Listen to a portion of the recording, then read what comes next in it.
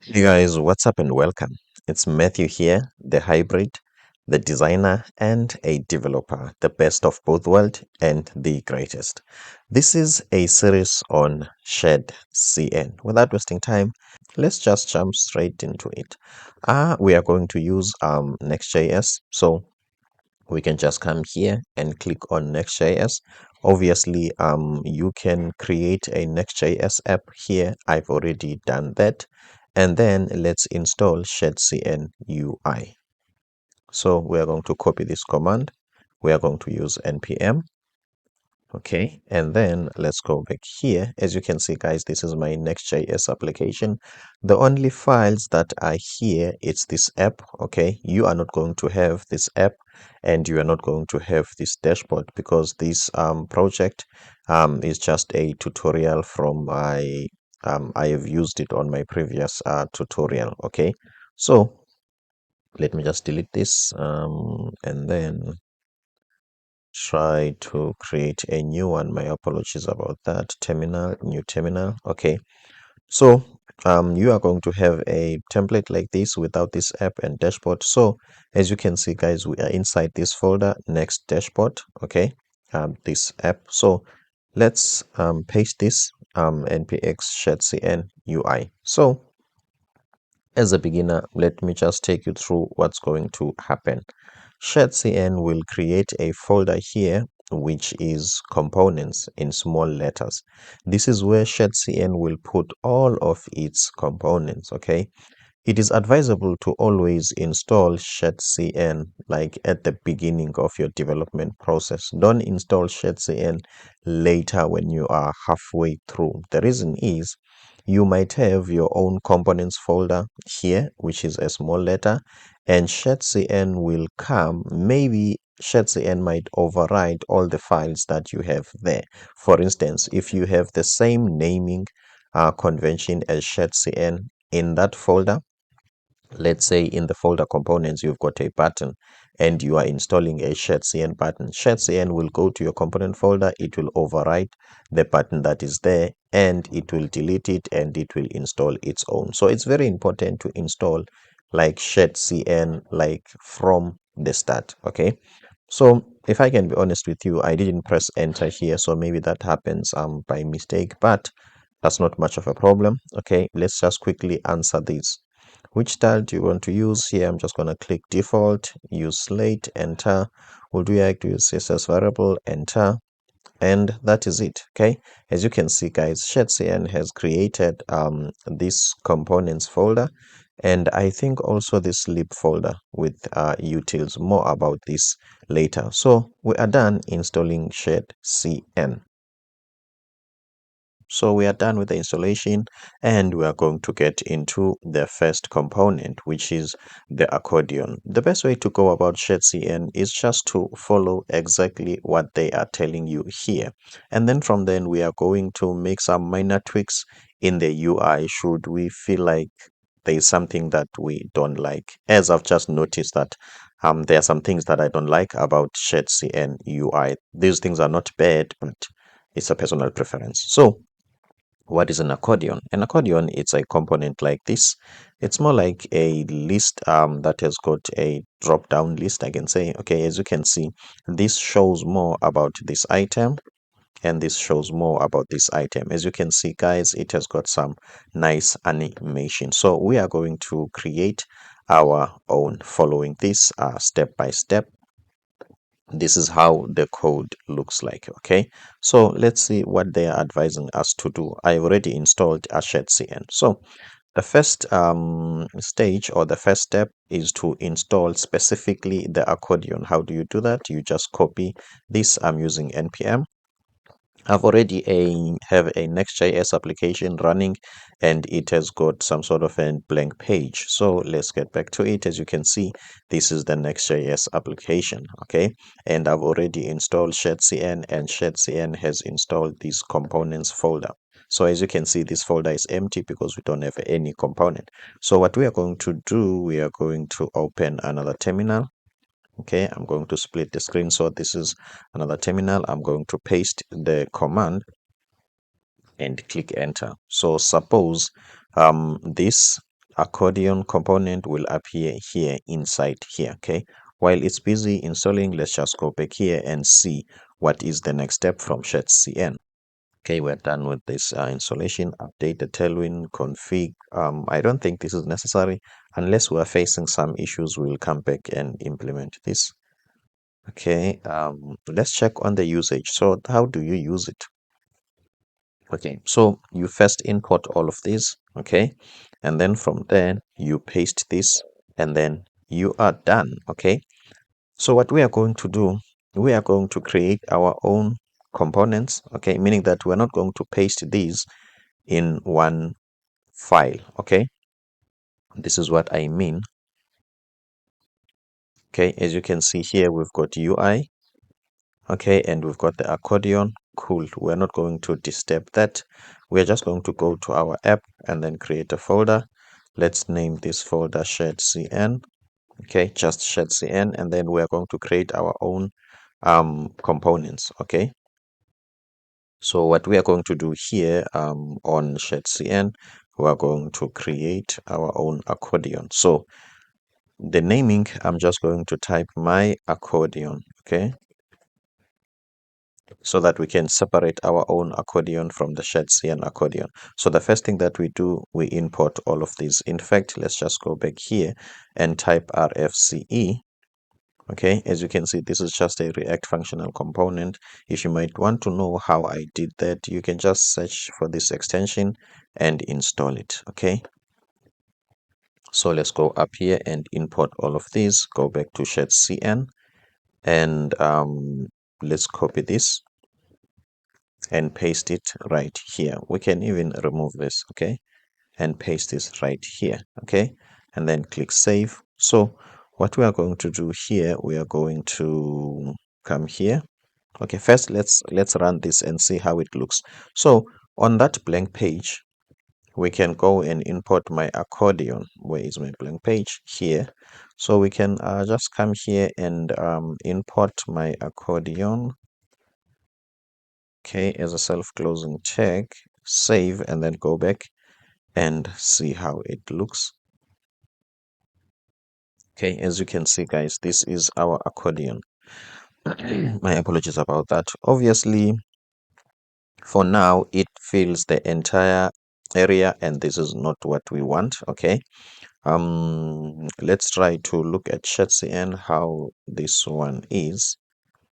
Okay, as you can see, this one, it's a little bit smaller. Okay, so let's try to create something like this. Okay, so we're going to go back here, not in this page.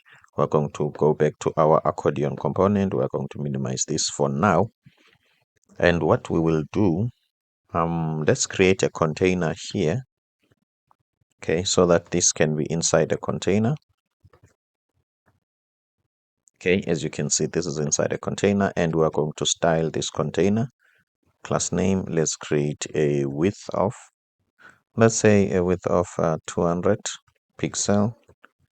And let's see, let's go back to, as you can see, guys, now we have controlled this. Okay, I'm happy with this. Okay, let's just change the title. Okay, let's just type here coded design. Okay, and let's also change the description here. Let's type thank you for subscribing. Okay, I mean this in a true sense of the word. Thank you for subscribing. Okay, so now let's go back and check first. Let me save, go back and check. As you can see, guys, thank you for subscribing. I'm happy with this. And then what if maybe we want to add, let's say one more. Okay, let's see. So the accordion has got it's like a compound components, okay, meaning that we've got the parent, and we've got the children, and we've got some other children. Nice design. Okay, so what we want to do, let's look at the children, okay, at the components, okay, at the inner components. Let's say we've got an accordion item. Okay, this is an accordion item. So this is how SHADCN has been designed. Okay, it has got some meaningful components. So as you can see here, okay, we can just copy this whole item, okay, and paste it here because it's an item. We don't want something that is inside a trigger or something. We want the whole item. Okay, so you can give some values to your item. As you can see here, this is item 1. Let's just say this is item 2. Okay, so I've got another UI channel where I teach Figma, which is coded UI. Okay, like this. If you might want to learn Figma, then you can visit that channel. So let's just type here learn Figma from Matthew. Okay, and then let's click save. Let's go back here. As you can see, guys, okay, this is what we have, exactly what we want to do. We are done with the accordion. Now we want to check the alert. Okay, so this is the alert. To be honest, when I first click here, I was like, what is this? And I was hoping that maybe when I'm clicking, it's going to alert something or show something or something will pop. I think I have mistaken this with the alert dialog, this one. Okay, so this one doesn't do that. Okay, so as you can see, it's just a plain box outline with a message. Okay, it looks like here you can also have some variation, okay, or more or less like a variant. You can have like a red one. Okay, so since this is a very simple component, I have decided to some sort of give you more knowledge about how can it be used, and I'm also going to throw a little bit of Next.js, because if you can implement this as it is, we will just install, copy and paste code, and then that is it. Okay, so let's get into it. Okay, let's first copy this and add the alert. Okay, as you can see here, we've got our Next.js application. So we are going to add the alert. Okay, we are going to add the alert, then it's supposed to be added here. Okay, as you can see, guys, here it is. Okay, and then what we are going to do, we are going to create our own alert. Where is our folder? Our folder SHADCN. As you can see, the first one is my accordion. So let's create my alert as a file.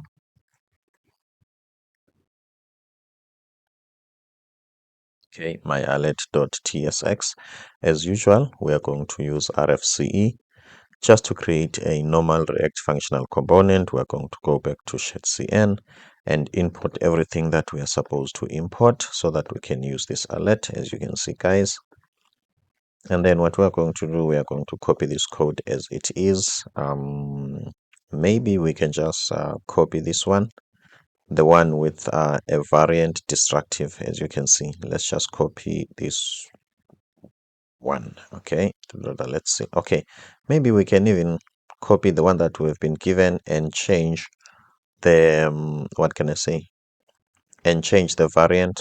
For instance, here, let's see, do we have a variant? Maybe we'll add a variant here, and it's going to be destructive. Okay, so my apologies about that. Let's go back here. This is alert. Let's copy this as they are telling us to do. Okay, terminal is not defined. Let's see, what mistake have I done. Okay, alert, and then terminal. But let's see, do we have to install anything before we create this? Let's see.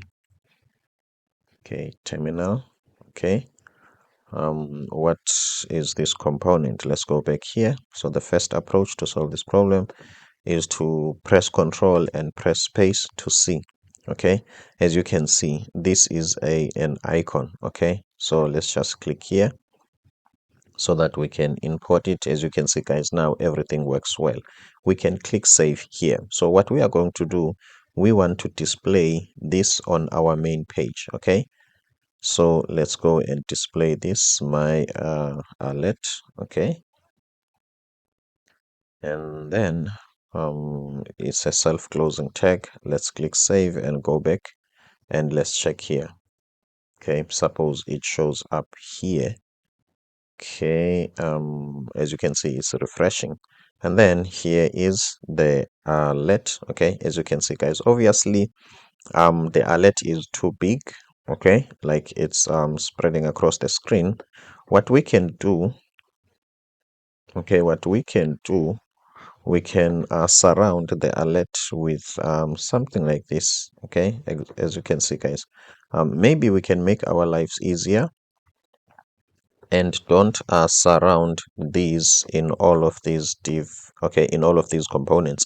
What we can do, we can surround these like all of them, okay. I hope you do get what we are doing here. We are trying to control all of these, okay. So meaning that if we if we click save, as you can see now, we have controlled the alert, okay, including the accordion, okay. I'm happy with this. So what we need to do now, let's say we want to change the icon, okay. Let's go to Lucy the React, okay. Lucy the icon, let's search for warning. My apologies about that. Let's search for warning, and then we're going to copy this, and then we're going to change it here, okay. We're going to change this, let's say, okay, as you can see. So let's just copy this and replace this terminal and delete this, okay. And then let's import it. So what I'm going to do, I'm going to press Control and space, then I import this. So the other thing that I'm going to do, I'm just going to, okay guys, I'm back. My apologies about that. There was a sudden disturbance, so I had to quickly pause the video. So I hope I am going to continue from where I have left. So let's just click save so that I can see where we are in terms of the project. Okay, we have managed to change the icon, and I was about to make this content small, okay. That's what I was about to do before the disturbance, okay. So as you can see, guys, that's about it. So let's just come here on the alert and let's type a variant. Let's see, suppose here I get an IntelliSense, okay, something like this, so that it can show us the different types of options. I think this is because of TypeScript, okay. So as you can see, guys, this is a variant and alert, okay. So as I've told you that this is more like a simple copy and paste kind of a code. So as a bonus, I'm just going to teach you something on Next.js on maybe how this can be used in most platform or in most applications, like I think even TikTok, YouTube, and I haven't seen it on WhatsApp, okay. So when you open the application, let's just make an example with what, okay, let's just go here, okay. When you open the application, okay, the company itself wants to send some messages to you, okay. So usually when you open your dashboard, there will be a message here, okay, more like an alert like this one, guys, okay, more like something like this. Maybe it's telling you that your account is not up to date, or maybe they are telling you that we have changed our terms and conditions. So that is their own way of communicating directly to you depending on certain circumstances. So this is what I'm going to show you as an extra bonus. So what we are going to do based on the parameters, on the URL parameters, let's say we were what can we say, we were a banking company. So it's important that your account money, the money that you have, it needs not to be zero, okay. So if it's zero, that means you don't have money on your account. We need to show some sort of an alert to tell you that please top up your account, okay. Your account balance is too low. But we are going to use search parameters, or yes, query parameters here, okay, the parameters from this URL. So this is just an added Next.js bonus, okay. So this is how it works. Let's say we are going to have a parameter which is balance, okay, something like this, balance equal to 0. If balance is equal to 0, when you um visit this website with balance equal to 0, it needs to show you this warning. But if your balance it's more than that, or there is no query parameter at all, then it's not going to show this. I hope you do get what I'm trying to say, and I also hope it's helping you to learn how to use things. Okay, so what we are going to do now, let's go here, where we are. Let's come here on this page. Must we do that? Yes, let's just do that on the main page. Okay, first of all, with Next.js, let's make this a client component, not a server-side component. So how are you going to do that? You just type here use client and click save, and then here let's make sure that we stick to our React best practices. Our components must start with capital letters, and I'm happy with that. And then with Next.js, we are going to use a hook, which is I think it's use search parameters. Okay, so let's try that. Let's say const params is equal to use search parameters. Okay, or search params. Okay, this is a hook.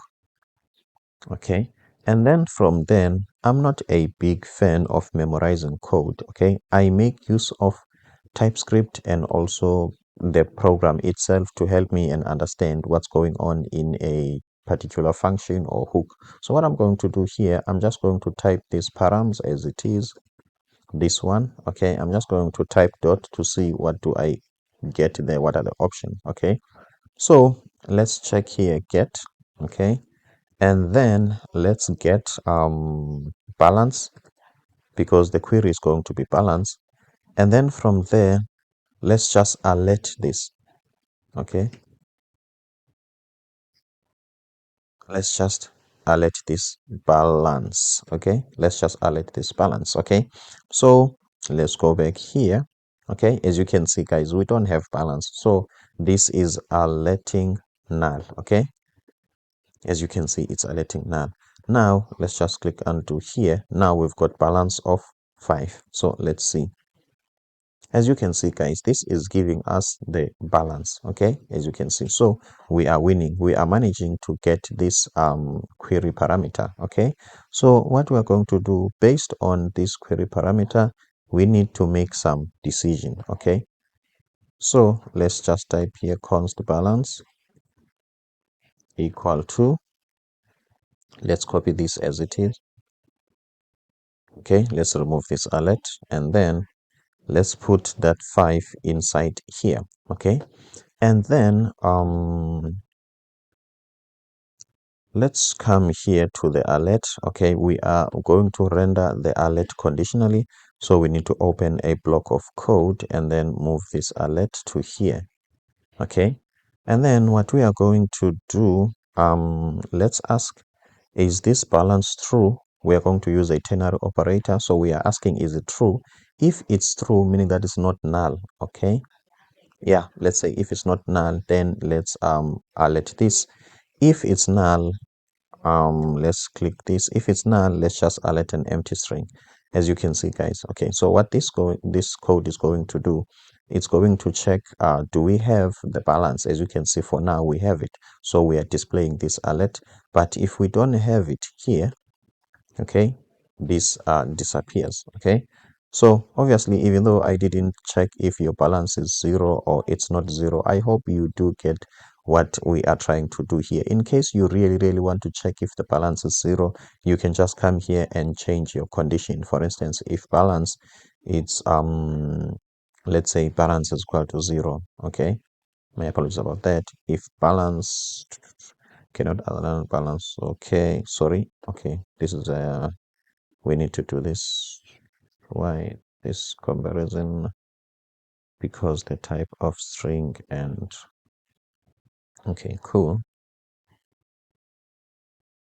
Okay, obviously for now that is a string. Okay, so we are asking, is this balance 0, which is equal to 0 as a string? Okay, so let's just quickly check here, guys, before we close this. Okay, as you can see, guys, it's not 0. Okay, but once you've got a balance of 0, then we can show the message here. Then let's just customize our message so that it can make sense. So let's just go to alert, and okay, this is a bank balance. Okay, let's just type bank balance. Okay, and then our message will be bank balance. Okay, what can I say? Cannot be zero.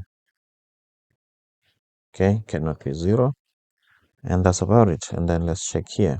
Okay, if your bank balance is zero, it's going to tell us bank balance cannot be zero. If you've got money in your own account, then that is not much of a problem. So let's just click this. Okay, as you can see now, bank balance is not zero, so we don't show this message. Now we are on the alert dialog. Okay, let's just check what an alert dialog is. Okay, as you can see, guys, this is an alert dialog. Very simple, right? You just click and something pop up. Obviously, this is a simple tutorial. We can just follow this, copy and paste, and then we are done, and it will show up. But I don't think that will give you more value on SHADCN itself and also how to use it. So here at Coded Design, we are going to take it a step further. So how are we going to do that? What we are going to do, we are going to design this component in such a way that it becomes reusable and some sort of, so that we can it and contribute on creating a clean and a scalable code. For instance, instead of this becoming a modal dialog that you can use like this, or an alert that you can use like this, what we are going to do, we are going to make this name dynamic, this content dynamic. These buttons for now, we are going to leave them as they are. So what does that mean? This means that whenever you want to use this, okay, you can just use the same code, but just change these props and change this content. Okay, so without wasting time, let's just jump straight into it. What's the next step from here? We just need to follow exactly what SHADCN is telling us. Okay, we just copy this on npm, and then we go to our terminal, and then we paste this. I don't know why it's like this, but let's press enter and see.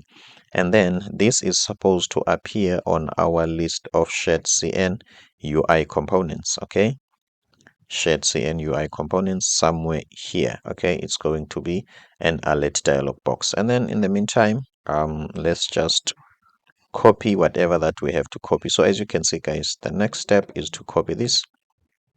So we have to create our own what can I say, our own alert dialog. Okay, so this is our folder for our own component. So we just type my alert dialog. Okay, as you can see, guys, .tsx, and then we are going to use the snippet rfce. Okay, and then we are going to import everything that SHADCN is asking us to import. As you can see, guys, we can just click save. And then what we are going to do, we are going to go back and we are going to copy this code as it is. As you can see, this is a bit of a heavy code. Okay, and then what we want to do, we want to copy this and let's just paste it maybe here as it is. Okay. Okay, as you can see, guys, cool beans, everything work. So if we were just like beginners, we were going to take this as it is, change here, and create whatever that we want. What if maybe we want to create another component similar to this one? We were going to create a new component, copy and paste all of this code, then change this. This is what we are going to change and do it differently. But before that, let's just import this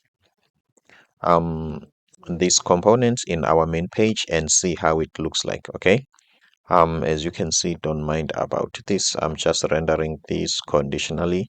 Okay, so let's just go here, import this as a self-closing tag, and then we need to, I'm going to press Control on Windows and space, and then I can import this and then click save. Let's go back and check what's there, guys. Okay, as you can see, here is open. When we click here, this pops up. Okay, as you can see, what we can do from here now, we can go back to my alert dialog, and then we can type here coded design. Okay, and then when you click here, okay, let's say, are you sure you want to subscribe? Okay, obviously I'm hoping that your answer to this question is 100% or absolutely. Okay, so are you sure you want to subscribe? Okay, let's just go back and see how it looks like. The now coded design as an alert. And then are you sure you want to subscribe? Okay, click OK and it disappears. Okay, so if we want, we can just type here, I have already subscribed. Okay, hoping that you are already subscribed. Okay, so let's check here. As you can see, guys, so if we want, we might stick to this. Whenever we want to create a new one, we can always copy this code, but this is not how we want to do things. We need to make this some sort of a reusable component. So what we can do, we can receive some props here. Remember, we're using TypeScript, so we can just say this is a title. We can just make small letters for simplicity. Okay, we're going to receive a title and a content. Okay, now we need to type these. Okay, so in terms of the title, it's going to be a string. It's guaranteed. But in terms of the content, guys, let's not make it a string, because as much as here it looks like this is a string, we are going to have here.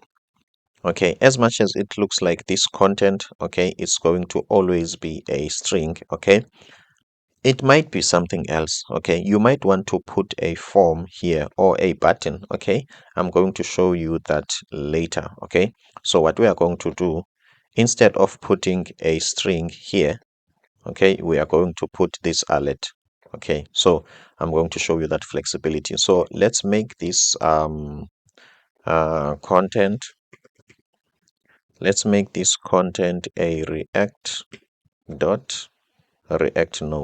Okay, so that it can accommodate a lot of things. Okay, as you can see. Now, if we want, we can pass a string here. If we want also, we can pass another React component. So let's just quickly test this, guys. Let's take this title and change this coded design and open some block of code. And then we put the title here. And then let's copy the content.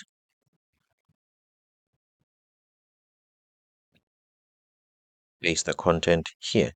And then obviously TypeScript is telling us that we didn't pass the props here.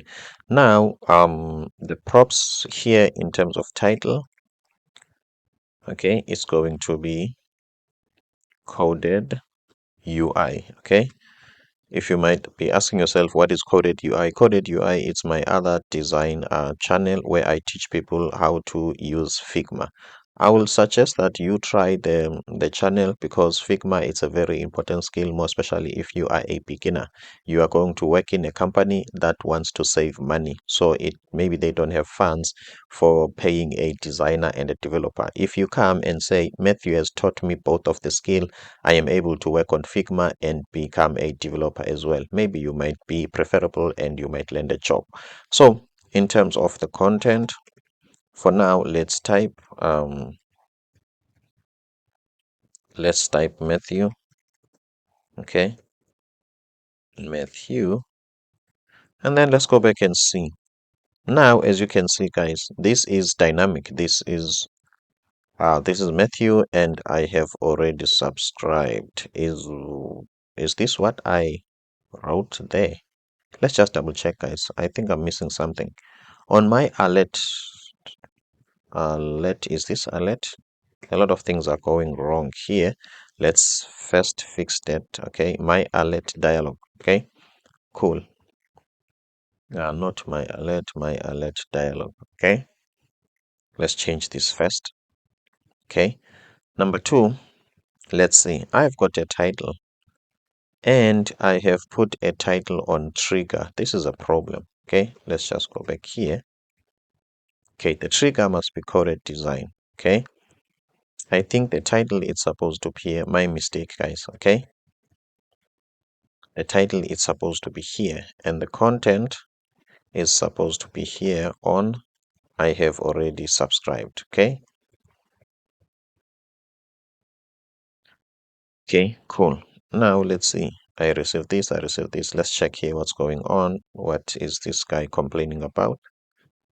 My alert dialog is not find. Obviously, let's import it. Okay, let's see, check here. As you can see here, we are not importing the alert dialog box. Let's check here, guys. Okay, let's import it again. Is not defined. Okay, cool. Obviously, that's my mistake. Let's go back to my alert dialog box. My apologies about this, guys. Okay, as you can see, this is still not what we are looking for. Now it's my alert. Okay, let's export it as my alert. Okay, and then let's go back here and check. Press Ctrl and press space. Now we've got my alert dialog box. Let's go back and check. Let's click here. As you can see, now we've got coded UI and we've got Matthew. This is interesting. Okay, so meaning that now, let's say now we want another component, okay, that will do the same thing but for coded design. Okay, as you can see now, the code is starting to be reusable. Okay, just like that, now we've got another trigger which has got coded with the wrong spelling, coded design, and reusable. Okay, as you can see, guys, so that means we are reusing the code. Okay, now as you can see, this is coded design, this is coded UI, but the trigger is the same. Okay, meaning that we also need to put a trigger. Okay, we need to supply a trigger. Okay, so let's see what we can do. Where is our main page? That means here we need to supply a trigger as well. Cool. Let's just go back here and type trigger. Okay, let's just copy this content, copy and paste, because trigger is going to be the same type as that one. Okay, let's just change this to trigger. Okay, as you can see now, we can take this trigger and substitute it with this one. Okay, that means here we must put a trigger. Okay, now let's say the trigger will be the first one, it's coded UI, and the second one,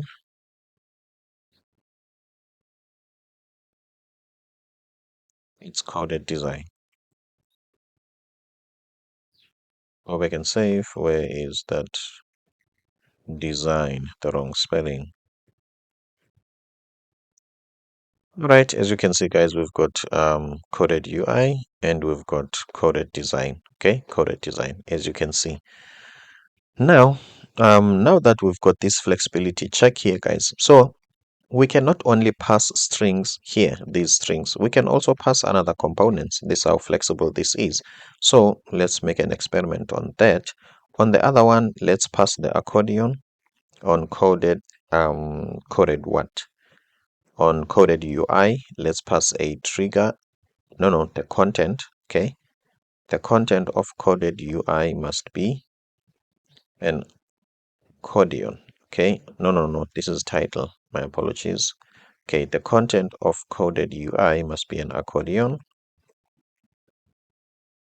and the content of coded design must be an alert. Okay, must be an alert. Let's come back here. Let's click save and let's go back and see. Okay, as you can see, guys, we just have an accordion. So I think this is the best way in which you can think about SHADCN and also making like the most out of our SHADCN. We are done with an alert dialog box. Now we are getting into the aspect ratio. Let me be honest, guys, I don't have more information about practicality of applying this. Okay, but I am just thinking, if you are creating a video application, let's say, since the aspect ratio is more like popular in videos, 16:9 and 1920 and all those things, you might use it. Let's say there's a certain video that you need to display, but it must have a certain aspect ratio, maybe even in pictures. Okay, but since this is going to be a very simple tutorial, meaning that we're just going to copy and paste what SHADCN is telling us, I am going to fix something in Next.js, an error that we are going to occur. So instead of collecting everything, fixing the error without even showing you how do you go about it, I'm just going to fix the error when I get there, hoping that I want as an added bonus or added value to this simple tutorial. If I can just keep it like this, it's just going to be simple, only copy and paste. So without wasting time, let's just get into it. My apologies about that. So I'm just going to copy this, okay, as an npm. I've got already a React, sorry, Next.js application going on or running. So I'm just going to press enter to install this component. And then from then, as you can see, this is our project. Okay, we've got an accordion, we've got an alert, and we've got an alert dialog box. It's highly reusable. If you have not watched it, please check the playlist to watch it now. We are creating um, the aspect ratio. Okay, I hope it's done installing the aspect ratio. So let's just go to SHADCN and check how to implement it. As you can see, guys, we're importing image from Next. This will give us some issues, and I will show you how to fix them. Okay. So let's copy this. And then what we're going to do in our library of component, we are adding another one, which is my aspect. Okay.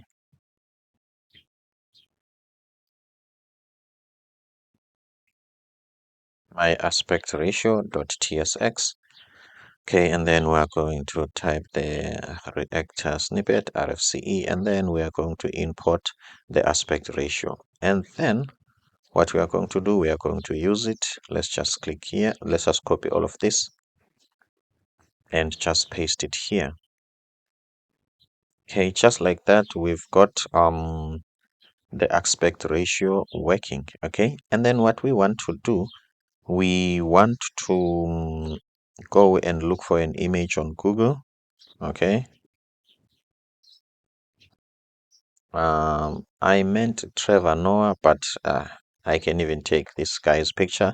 It's not a train smash. I don't really, it doesn't really have to be Trevor Noah. Okay, let's just copy this image. Copy the URL image address. This is what I want to copy. So I'm going to paste this here.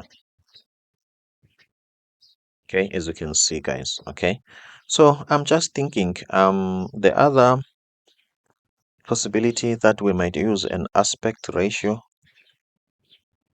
I'm not sure, but let's just quickly check on Dribble, guys. Okay, the reason why I'm doing this, I like to be pragmatic, okay, to test the validity of ideas by their practical use. Okay, I don't like to learn something that I don't really know how to use it. So that's why I'm doing this, guys. Okay, so let's say we are having images that needs to be like this.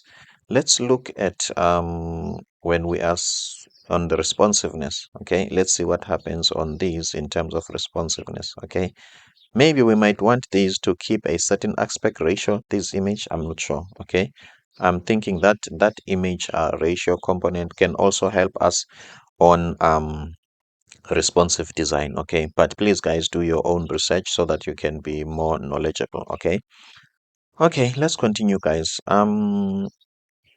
We've got an aspect ratio. Let's just make sure that we have saved everything. Okay, and also we need to take this aspect ratio. Let me just remove this aspect ratio to our main page. Okay, so that it can be displayed there. Okay, so let's put it here as a self-closing tag, and I am going to click here and I'm going to press Control Space so that we can import it. Okay, let's see if we are not going to have an error from Next.js. Of course, we have an error from Next.js. It doesn't give us a link to go to. Okay, usually it does that. Is and what. Okay, let's see. It's missing the required. Oh, okay, my apologies about that, guys. It looks like I'm ahead of myself. My apologies about that. Okay, this is not the error that I'm talking about. This is an error, but not the one that I'm talking about. Okay, this is asking us for a width. Okay, so let's just go to our image. My apologies about that. Okay, okay, let's go here. Okay, let's go here. So Next.js wants a width here. Let's make it 450. My apologies about that. Let's just make it 450. Width, this is not tailwind, so this has to be the width. Okay, as you can see, guys, let's make this 450. Okay, so this was the first error that we had. Okay, let's see. Now, what is it saying? It's missing the height. Okay, cool. I'm not sure if we put the width and height here, isn't that nullifying the existence of this aspect ratio? But for now, let's just do what Next.js want. We will see on the physical appearance of the image if there is something that we are missing. Okay. Okay, the height will be on 450. Let's make it 200. Okay, let's see. Okay, invalid SRC prop, blah blah blah. Okay, this is the error that I was talking about, guys. Okay, the one where we need the host name. Okay, cool.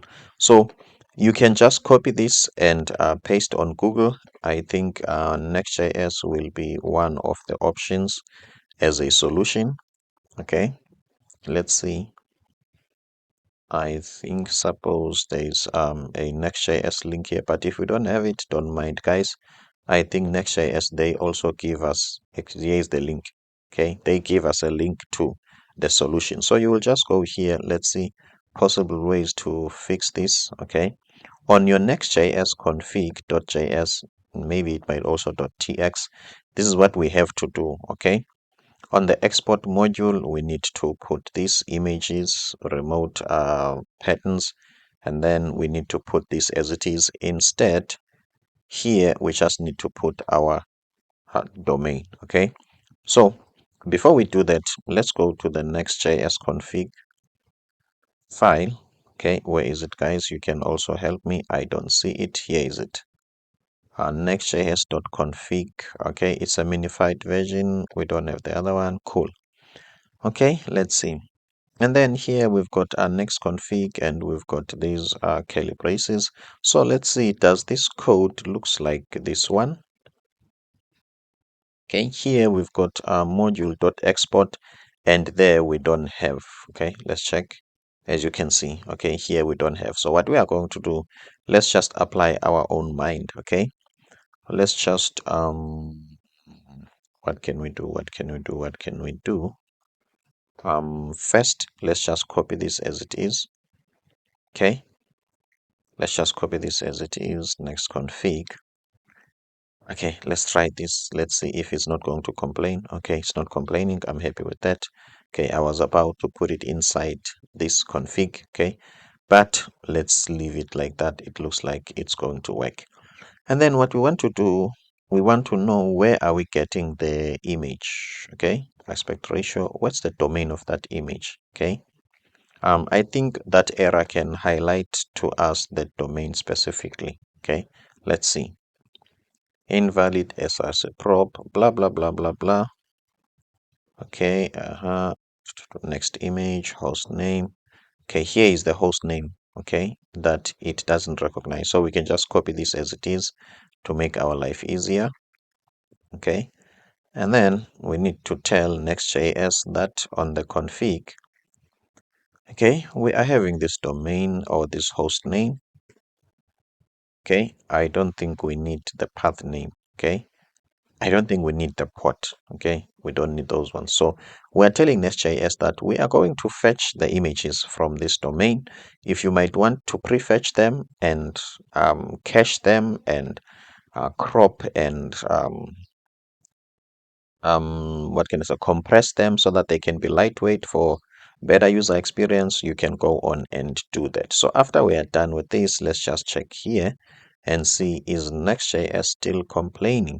Okay, and remember, guys, you must fall in love with errors. Okay, when you see errors, don't be afraid. Don't, what can I say, don't be discouraged. Okay, it looks like our server is not running. I don't know why. Let me just type clear here. and then npm run dev. Okay, maybe the server has stopped after noticing that we have changed the config file. Okay, let's see. Okay, let's see if looks like we're having an error here, guys. Okay, the server didn't just stop. Remember, I was like, I think we can put this inside this config instead. Okay, I think that's an error. That's the reason why we are having this. Let's check again, guys. Okay, npm run dev. Let's be observant this time. As you can see, there's an error. Okay, so let's do this. So here, this is our own, what can I say, a fiddling. Okay, I like to fiddle a lot. Token expected module export dot. Okay, so let's just do this, guys. Okay, let's just do this. Let's just do this. This is the config. Okay, so if you might ask me, Matthew, do you know what you are doing? To be honest, I'm not sure. I don't know what I'm doing. So Matthew, why are you doing this? I like to test things, guys. Okay, I like to test things. Okay, and see how they go. Okay, so obviously, if we are not winning here, we are just going to go to Next.js documentation and look in details and copy and paste code exactly as it is. Okay. Okay, so let's wait for it to finish and see. As we can see, guys, it's reloading. Okay, and that's about it, guys. There's nothing much to this tutorial. It's not that heavy. Okay, it's just a what can I say, an aspect ratio, and that's it. So let's go back here to see. Okay, as you can see, guys, it looks like everything is working. Our own feed link has worked, but remember I said if we are able to give this a width and height, okay, isn't that nullifying the aspect ratio? For instance, okay, an aspect ratio, it's some sort of a certain width and height. Let me just show you guys. Okay, okay, an aspect ratio. Okay, so I'm going to search for images. So an aspect ratio is more like a certain width. If the aspect ratio is 16:9, it's supposed to almost look like this. Okay, as you can see, guys. Okay, so now here, okay, let's see, where do I want to be? So here we've got an aspect ratio, let's see, we've got an aspect ratio of 16:9 as mentioned here, but it looks like this shape, as you can see, guys, at least if it was looking like this, I was going to be convinced that the aspect ratio has worked. Okay, so what might have happened here? Okay, because of we have put the width and height here, okay, I think it has nullified this. Okay, so meaning that I'm trying to say these properties, they are mutually exclusive. Okay, they cannot exist both of them at the same time. If you put your own width and height, you are trying to say you don't need the aspect ratio. If you put the aspect ratio, suppose you don't need the width and height. So let's also dive deep into our own fiddling way. Okay, why am I showing you the fiddling approach to things? Number one, I'm showing you I'm not a guru, I'm just exactly like you. Number two, trust your own mind. Okay, at least don't just jump to Google just on the get-go. Okay, so I'm going to delete this. Okay, and then save it. Let's see, is it giving us any errors or what? Looks like there's some sort of an error here, but let's go back here and see. It's telling us that this is missing the width and height. Okay, so is SHADCN what can I say, I don't want to say is it fooling us. Okay, but what's going on here? Why this is not working? Okay, let's go back and see. Do we have all everything that this one's alt-rounded object cover? Okay, so there was a property of an image that doesn't really need the width and height. Okay, I forgot about it, guys. I'm going to be honest with you, but I will find it. I will find a way to find it. Okay, I think it was fill. Okay, but now I don't know what I put inside fill. I hope this will give me some possibilities. Okay. Oh, okay. It's possible that you cannot assign a property here and it works. Okay. So what fill does, when you want your image to be controlled by the parent container, okay, you are you are saying that this image needs not to define its width and height. Okay, exactly as it did here. It must depend on its container for the width and height. So let's save, guys, and see, can't this help us to solve the problem? 100%, we have just solved what SHADCN's errors, or I'm not sure if this is a bug or what, I'm not sure. Okay, but for us it didn't work and we have to do something else in order for it to work, which is we have to put this fill here. Okay, so as you can see, guys, you must always apply your own mind first, and what can I say, be a fan of fiddling. Okay, fiddling helps a lot. Okay, so as you can see, guys, now this is the aspect ratio as we want. So let's go to the internet. Let's try to balance this knowledge with SHADCN. Okay, so let's see if we can have a 3:2 aspect ratio. Are we going to get a shape like this? Or let's say if we have 1:1, are we going to get a square? Let's test that. Okay, here we are just using our own knowledge to see if is this working. Let's go back here. As you can see, guys, okay, it's working. Okay, it's working. So this aspect ratio is working. Then who controls the width? Okay, I think now this width is starting to make sense. Let's make this width 200. Okay, let's save and see. As you can see, guys, now this width is 200. Okay, and now we are doing the avatar.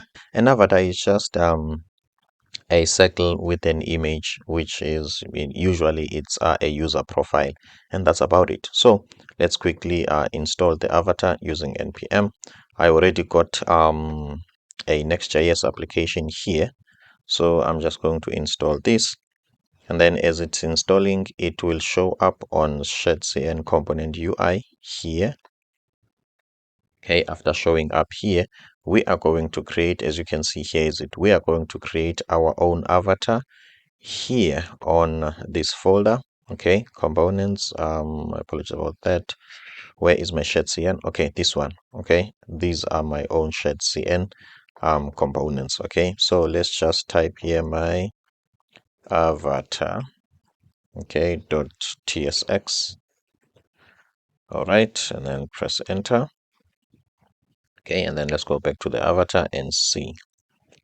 Okay, so after that, we just need to import these. Okay, so here we're going to press RFCE, okay, React Functional Component, and inside here we can, my apologies about that, this is totally wrong. Okay, we need to first import everything here and go back and copy this code here, and then from there paste it here. As you can see, guys, this is our avatar, and then we need to take this component and display it on our main page. As you can see, this is the aspect ratio, so we are going to display this. And then on Windows, I'm just going to press Control on my keyboard and press space so that I can import the avatar. And then from there, let's go to our main page and see. As you can see, guys, okay, this is the avatar. Okay, this is the avatar, and what we can do, we can go to the aspect ratio and just use the same image. The reason why we are going to use this image is simply because the URL for that image, okay, has already been added to, let's say, to to Next.js. My apologies, guys. Okay, this URL has already been added to Next.js. So Next.js is not going to ask us a lot of things instead of taking an image from a different website. So instead of this, let's put our own image. Okay, as you can see, this is our own image. Okay, I want you to observe what's going on here. Let's say empty. Okay, this is more like a fallback. Maybe in case this image is still loading, or maybe it's null, I think then it will use this. And that's about it, guys. Let's go back here and test. As you can see, guys, okay, let's put enter. As you can see, it shows empty and then it shows this. Okay, let's say as an added bonus, you might want this to be a little bit bigger. The first thing that we need to do, let's check this avatar. Does it have a prop of size? Okay, does it have a prop of size? It looks like there is no prop of size. So let's see. Do we have any class name that we can put here? It looks like we have. So let's just check the width to be 20 and the height to be 20. Let's see what will happen. And then I'm just trying to show you how you can change the width and height. Okay, as you can see, guys, you can also change the width and height. Guys, I'm not going to make this tutorial longer unnecessarily. That's about it. We are done with an avatar. It was a very nice, short and sweet one. I think also the badge is gonna be a very quick, nice and straight to the point. Okay, so let me just give you a context first, because some components you might see them but you don't really have an idea as to where can you use it. Okay, my apologies about that. So let me just open a new tab here and type SHADCN. Recently I'm creating a real life application for a client, and I am making use of 10 stack table, obviously from Shads, not necessarily from SHADCN, this is wrong. 10 stack table is from 10 stack query, but SHADCN has got their own version of it. Okay, it uses 10 stack table behind the scene, but obviously you know SHADCN has got some beautiful components and a beautiful architecture. So as I'm using the table, okay, I realize that I need a badge. My apologies about this. Let's go to example. I'm looking for a 10 stack table here. Where can I get it? Not here. Task, I think it's here. Okay, so as I'm creating this table, I'm realizing that in terms of, let's say, statuses, okay, I need to have some badges here to quickly indicate maybe if this is inactive. Okay, so a badge is nothing much like just like let's say a rounded button, okay, that you don't really have to click, but it just shows you in terms of colors the status. Okay, so I needed a quick way of showing different statuses, and I have used a SHADCN badge to do that. So I was just giving you an idea of when can you use a badge, because it looks so simple and you might miss the essence of it. Okay, so maybe it might be something like this with a different color, and it's useful, guys. Okay, my apologies about that. So there are use case scenarios. So let's get back to the topic at hand. As you can see, here's an example of a badge. Let's see what other examples do they have. As you can see, this is a different one, this is an outline one, and this is a destructive one. Okay, so let's just jump straight into it. So what we are going to do, we are going to install it first. Copy this and go to SHADCN. Okay, let's see, what do I want to do. Okay, here the code is running and here the code is not running. So let me install, just paste that, guys, nothing much there. Okay, and then the badge is going to install. So first the badge is going to appear under SHADCN UI's components. Okay, somewhere here first. Okay, as you can see here it is. So we are not going to use it from there. What we usually do, we are creating our own UI library, as SHADCN always advises. Okay, my apologies about that. So what we are going to do, we are going to go here. Let's just check something. My apologies about that. I'm done copying the badge. Okay, let's first create our own component. Okay, let's first create our own component. Let's see. Okay, let's say this is my Okay, this is my badge.tsx. Okay, and that's about it. And then what I want to copy here, I want to copy this. Okay, I don't know what's going on with my throat, guys. My apologies about that. RFCE, okay, just to create a component, and I need to import the badge. Okay, as you can see. So how to use it? Simple, guys, just like this. Okay, copy, and then from there, let me remove everything here and paste. Okay, and that's it. And then what else do I want to do? I want to use my badge. Okay, I want to use my badge on this page. Okay, so as you can see, okay, I can use my badge here on my Windows. I'm just going to press Control and press space so that I can import my badge. And then from then I will save, come back here. Let's see. As you can see, guys, here is my badge. Okay, so let's see what can we do with the badge. Let's go back where let's go back to the actual badge. My apologies about that. Okay, variant outline. Let's see what are other options. Okay, equal. And then there is a destructive. Let's see how destructive looks like. As you can see, guys, okay, a nice badge there, which is a destructive one. I think that's all.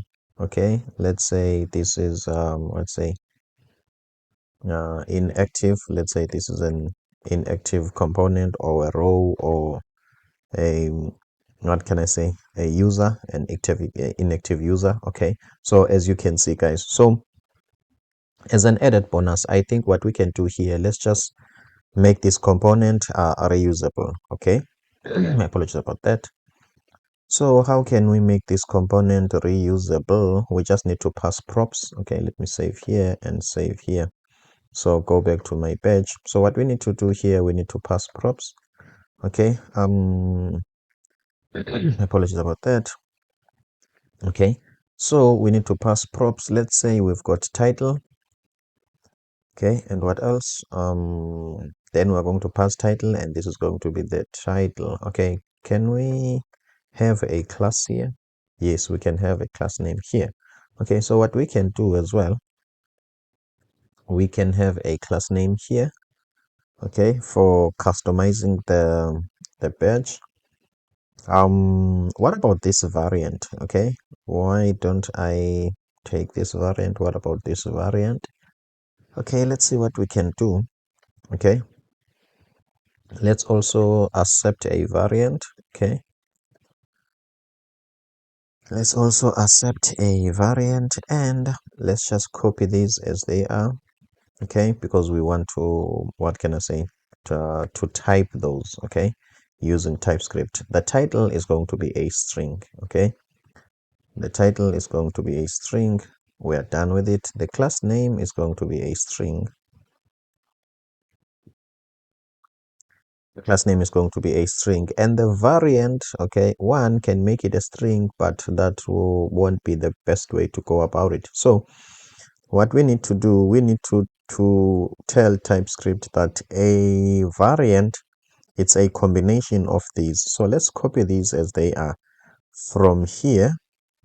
In fact, let's not go even to null and undefined. I don't think we have to go there. Let's just copy these. Okay, I will explain now what these are. Okay, let's paste these like this. Okay, so this means, okay, variant. This means the variant can be default, it can be secondary, it can be destructive, it can be outline. Okay, it cannot be something else. You cannot come here and type variant blue code or red or whatever. Okay, that's what this means. Okay, we're copying it exactly from here.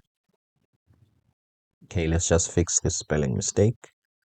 Okay, as you can see, we're done, guys. So let's just quickly substitute here. Okay, put the title here, and then the class name will go here. All right, the class name will go here, and then The variant will go here. That means we just have to remove this. The variant will go here, and that's all. Okay, and then when we go to our page, as you can see, it's starting to complain because now it needs those props. Okay, let's say the title is going to be let's say coded design. Okay, that's a title. And also it needs TypeScript needs more props. What else? Let's just check here. What are other missing props? We've got the title. uh, we've got we want the variant. Let's use a destructive one or outline variant. Okay, let me just remove this and act as if I'm typing from scratch so that I can get these. Okay, I want an outline one. And what else? Class name. As you can see, guys, what if maybe I don't want to put a class name? So this is reinforcing that I have to put it at this point in time. Same way as the variant. Okay, it's like some sort of reinforcing. Okay, let's arrange TypeScript in such a way that it's not forcing us to do that. Okay, so let's go back to the badge, and then here this must be there. We want the title. You can't have a page without a title. And then in terms of the class name, it might be there, it might not be there, so we can put a question mark here so that it can be optional. And then also on the variant, it might be there, it might not be there. Okay, so as you can see now, we don't have a lot of errors. Okay, so if we want, we might have a class name, we might not have it. That's not much of a problem. So let me move this down a little bit. Let me save. Let's go check, guys, what's going on here. As you can see, we've got a button, a badge with some sort of an outline badge. Let's say we want to change that to destructive. Okay, destructive. Let's see. As you can see, guys, now we've got a destructive badge. Hey, what's up and welcome. It's Matthew here, the hybrid, the designer and developer, the greatest from South Africa. Let's continue with our SHADCN masterclass. We are done with the badge, and now I was just going to say we are going to the button. Okay, but it looks like there is something before the button, and this is a breadcrumb. It will be my first time to use this component. Okay, maybe that's why my mind automatically skipped it. Okay, and it's new. Okay, cool, no problem. Let's see.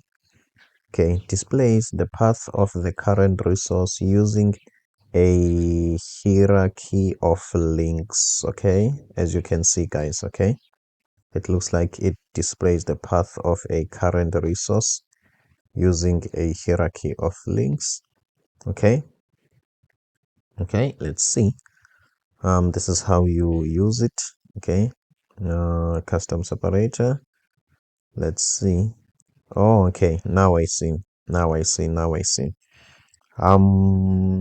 It's more like routing. Okay, as you can see, it's more like something like this. Okay, if you want to know in terms of the folder structure or the hierarchy. Okay, let's say we are having what can I say, we are having a file, a PDF, and the name of that PDF is SHADCN course. Okay, the SHADCN course is some sort of a child of many folders. The parent folder, let's say it's courses, and then inside that folder there is SHADCN course, and then inside that folder there is SHADCN, and the file, which is SHADCN course.pdf, is inside there. So I think this component can be used to some sort of indicate that. Okay, let's just make sure if we are correct. Let's try to check the code and relate what is going on here to see. Okay, we've got home, components, and breadcrumbs. Let's check where is the code for this.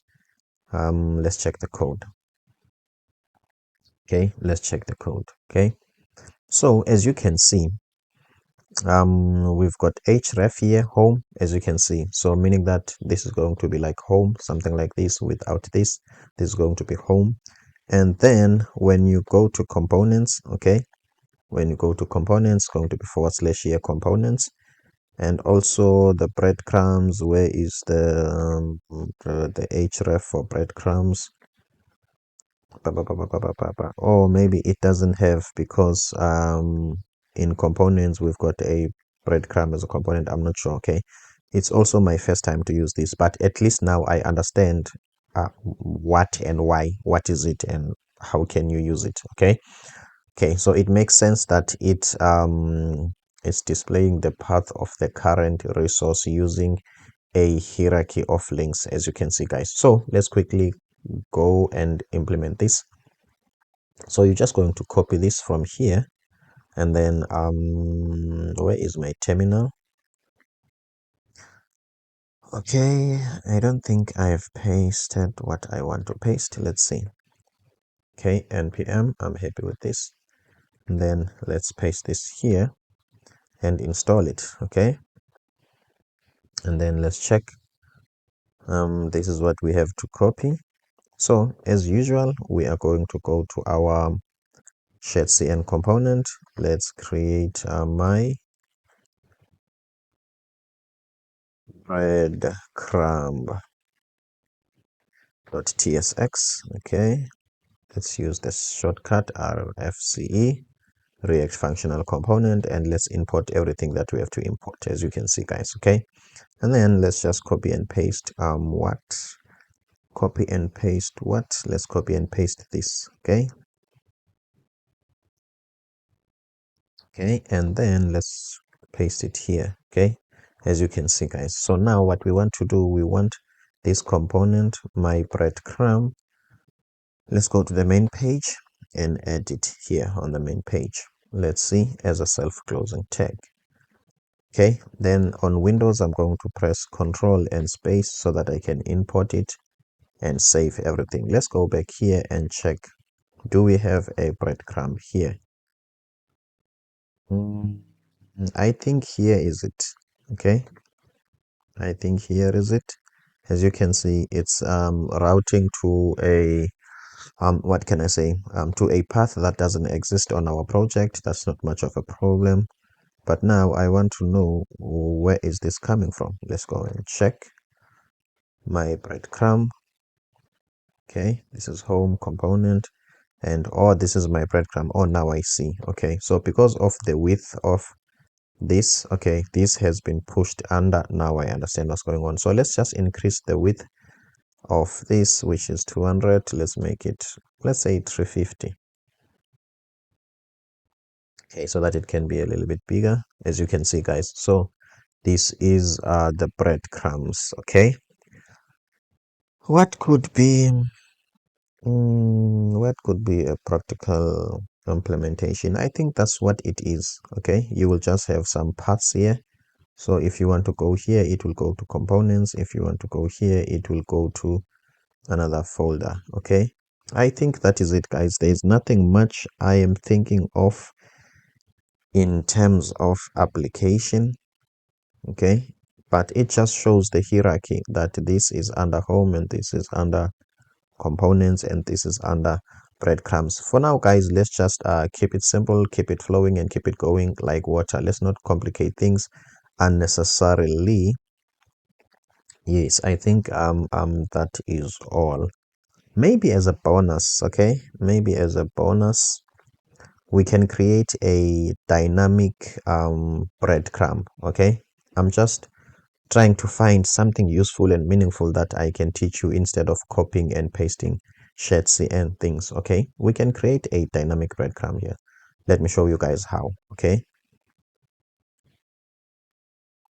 Okay, so the breadcrumb needs this is not where I want to be. The breadcrumb needs my breadcrumb the breadcrumbs needs an href, okay, where the path. Okay, it needs the path, and what else? It also needs the title.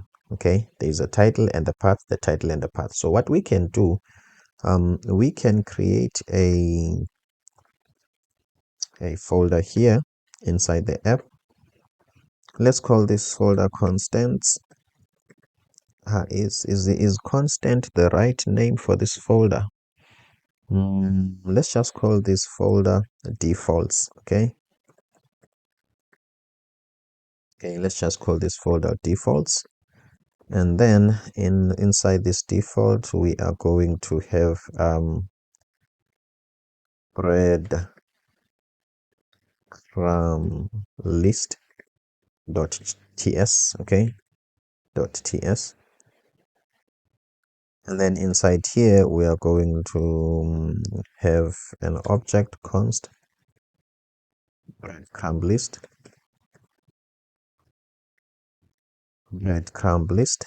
equal to, and then what we're going to do, we are going to have an array of objects. Is this okay? No, this is not an array of object. This is an array, and inside this array, we're going to have object. The first object is going to be title. What's the title of the breadcrumb? Okay, title is home. And what's the link? The link of the breadcrumb is /. Okay, and then let's create another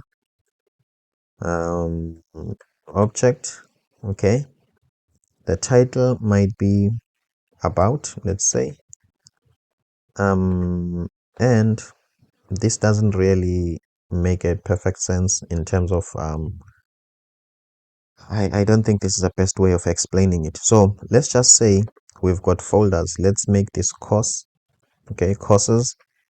Okay, inside the courses, we've got another course which is SHADCN. Okay, or UI courses, which is user interface courses, or front end. Okay, front end courses. Okay, and then inside front end courses, we've got SHADCN. Okay, I want this to be more meaningful. Okay, then we've got SHADCN as a front end course, and then inside there we might have the actual file, let's say, which is SHADCN book. Okay, let's say SHADCN book, which is, that will be it for now. This is the actual file. Okay, let's say, and then we've got courses here. Okay, the path will be courses. Okay, and then the front end courses will be inside courses, and then front end. Okay, let's say front end, and then okay, and then the SHADCN folder will be inside courses, then which will be SHADCN. Okay, and then from there we will have the actual file. Okay, the actual file, let's say SHADCN.pdf. Okay, the actual book. So I hope you get what's going on here, guys. Basically, we are having a file which is like inside these folders. Okay, so we want to create a breadcrumb that will help us to click, okay, navigate to, let's say, different places, like on courses or courses front end or courses front end SHADCN, or click the actual PDF. So the difference is now we are going to take this from this list. Okay, this is just an added value or a bonus. So let's export this so that we can use it. As you can see, guys, we've exported this breadcrumb, so we can go to the breadcrumb, this one, yes. And then what we will do, okay, what we will do, we will check the breadcrumb items, where they start and where they end. Okay, start here, it end here. There is a separator. Okay, and then it starts here, it ends here. Okay, so I'm thinking what we can delete. Okay, this is the breadcrumb, this is the breadcrumb list. I'm happy with this, so I think we can delete from here up to the separator. Okay, let's just save and see what's there. As you can see, here is a separator, this arrow. I'm happy with that. So what we want to do now, we want to, let's just open a block of code here. We want this. Okay, where are we going to get it? We're going to just right click, import it from defaults breadcrumb. I'm happy with this, and then we want to map on it. Okay, that means loop through it, and then from there we want to receive let's say a crumb, let's say item. Okay, let's say item, and then let's destructure also index, and then let's create this, okay, like an arrow function, and then for now let's just return a p tag. Okay, we just want to see what will be the errors. Okay, obviously let's see what's the problem. Okay, this one, let's see, where am I closing this one? Let me close it here.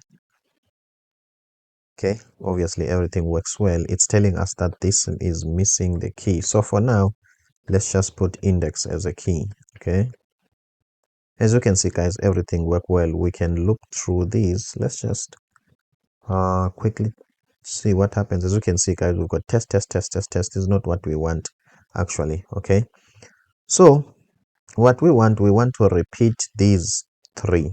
Okay, the breadcrumbs item and the separator. Okay, so we want to repeat this. So unto breadcrumb item and the separator. Okay, why it's giving me, okay, and then that's what we want to repeat. So for now, okay, let's say passing JSX expression must be okay, cool. It must have a parent element. So what we're going to do here, we're going to just create a fragment. Okay, this is just a JSX fragment. It's just like a container that doesn't do much. Okay, so let's see how these are going to be repeated. As you can see guys, it's repeating the same thing. Okay, nice. Okay, same thing. So what we want to do now, we want to add the actual values. Okay, in terms of the title, let's put it here. Okay, item dot title. Let's go back and check the titles guys. Okay, as you can see, courses, front end course, SHADCN, and we've got the actual book. Okay, and then let's swipe and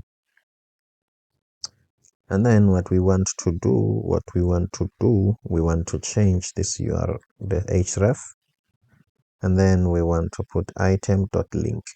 Okay, I'm happy with this. Everything works fine. Save and go back here. So now let's say we want to go to courses. Courses is just /. Oh, okay, it's / courses. My apologies about that. So if we had this path, we were going to be taken to this path. Let's say we want front end courses. Front end courses is found inside courses, and then there's front end. Okay, and then SHADCN. Okay, SHADCN, it's a front end course, is found under courses. And then if we want this file as a PDF, we were going to get it as a PDF. Now we are here creating a button. This is also going to be one of those lowest hanging fruit, very easy to do. There is nothing much in it. So let's get into it. So if you want to have a button in your project, you must first install it. Let's go back here. I've already got a SHADCN project running, so I'm just going to paste this. Okay, and install a button. As we always do, I am going to, the button is still installing. Okay, I am going to go to our folder. Okay, where is it? The SHADCN folder. And here I'm just going to create a file, my button.tsx. Okay, as you can see, as we usually do, RFCE, just to create a React functional component, and then we are going to import the button. Okay, we're going to import the button, and we will use the button. Okay, and we will use the button, and this is the name of the button. So let's just click save, and take my button to the actual main page. Okay, take this, my apologies about this. Let's just type here button, and we just need to be very okay. We don't need button, we need my button. Okay, my button, this one. Okay, as you can see from our own SHADCN. And then from then we can go and check how the button looks like here. As you can see, guys, this is an outline button. Okay, let's look at what are other options in the button. My button. Let's see, remove this because I want to see more options. Okay, so we can have a descriptive button if we want, which is with a red background, as you can see, guys. Okay, so this is just a button. Okay, now let's make this button reusable. Okay, so that it can be easier for us to just reuse the button instead of creating a lot of buttons. So what we're going to do, we're just going to open this and type title here because we want to get the title from props. Okay, and then from there we can have title, and we can what can I say, type title. Okay, title, we are going to receive it as a string. My apologies about that. We are going to receive title as a string. This is title. Let's copy this title to here. Okay, as you can see, guys, this receive title as a string. So now there's an error here simply because we didn't pass title. Okay, we didn't pass title. Sorry. Okay, let's just type here save and then enter. As you can see, guys, now we've got save. So this button is more like a reusable button. If we want cancel, okay, if you want cancel, we can type here cancel. You can type here cancel. Okay, let's see. As you can see, guys, this is cancel. Okay, now we are here on the calendar. Okay, obviously, as you can see here with SHADCN, what we are doing is more like a routine. Okay, we are installing a component and we copy and paste code, and that's about it, if I can be honest. Okay, as much as I am trying to give you some use cases, some extra code, but basically that's what we are doing. So let's try to add value and see what can we do more on top of what SHADCN is giving us. Okay, so what I'm going to do in this tutorial, number one, I'm going to show you the obvious. How do we make use of the calendar? A calendar component, it's going to be my first time using it. Okay, I haven't used all of these components, guys. Okay, some of them I'm using them just simply because I'm making a tutorial and doing everything. Okay, so what I'm going to do here, let's just check first of all how a calendar looks like. I think there's okay, you just pick a date here, and then obviously I'm assuming there's a certain way in which you can use the date. Okay, is that going to be all? I'm just thinking, guys, as an added bonus. Okay, what I will do, okay, I will always find a way, or I must find a way to display, okay, how many days are between the selected date and today. Okay, guys, my apologies about that. There was a major disturbance, so I had to quickly pause the video. So I was saying we will find a way to always display the number of days, okay, between today and the selected date. Okay, let me be honest with you, I don't know how am I going to do that, and I think this talks to the essence of this channel. I started this channel to learn new things. Okay, the only thing that I know at the moment, there is a package called moment.js, which is very good with manipulating dates. Okay, so it's like we are going to learn together. Okay, I'm trying by all means to make these SHADCN videos useful and applicable. Okay, showing you that this works. Okay, as you can see, this is something I can do, you can do, you can copy and paste this code. So without wasting time, let's just jump straight into it. Okay, so first of all, we are going to install the calendar. Okay, let's go here. Okay, as you can see, this is the running terminal and this one. Okay, it looks like I was trying to install a component that already exists. Let me just click no here. Let me just clear here. Okay, so let's install the calendar.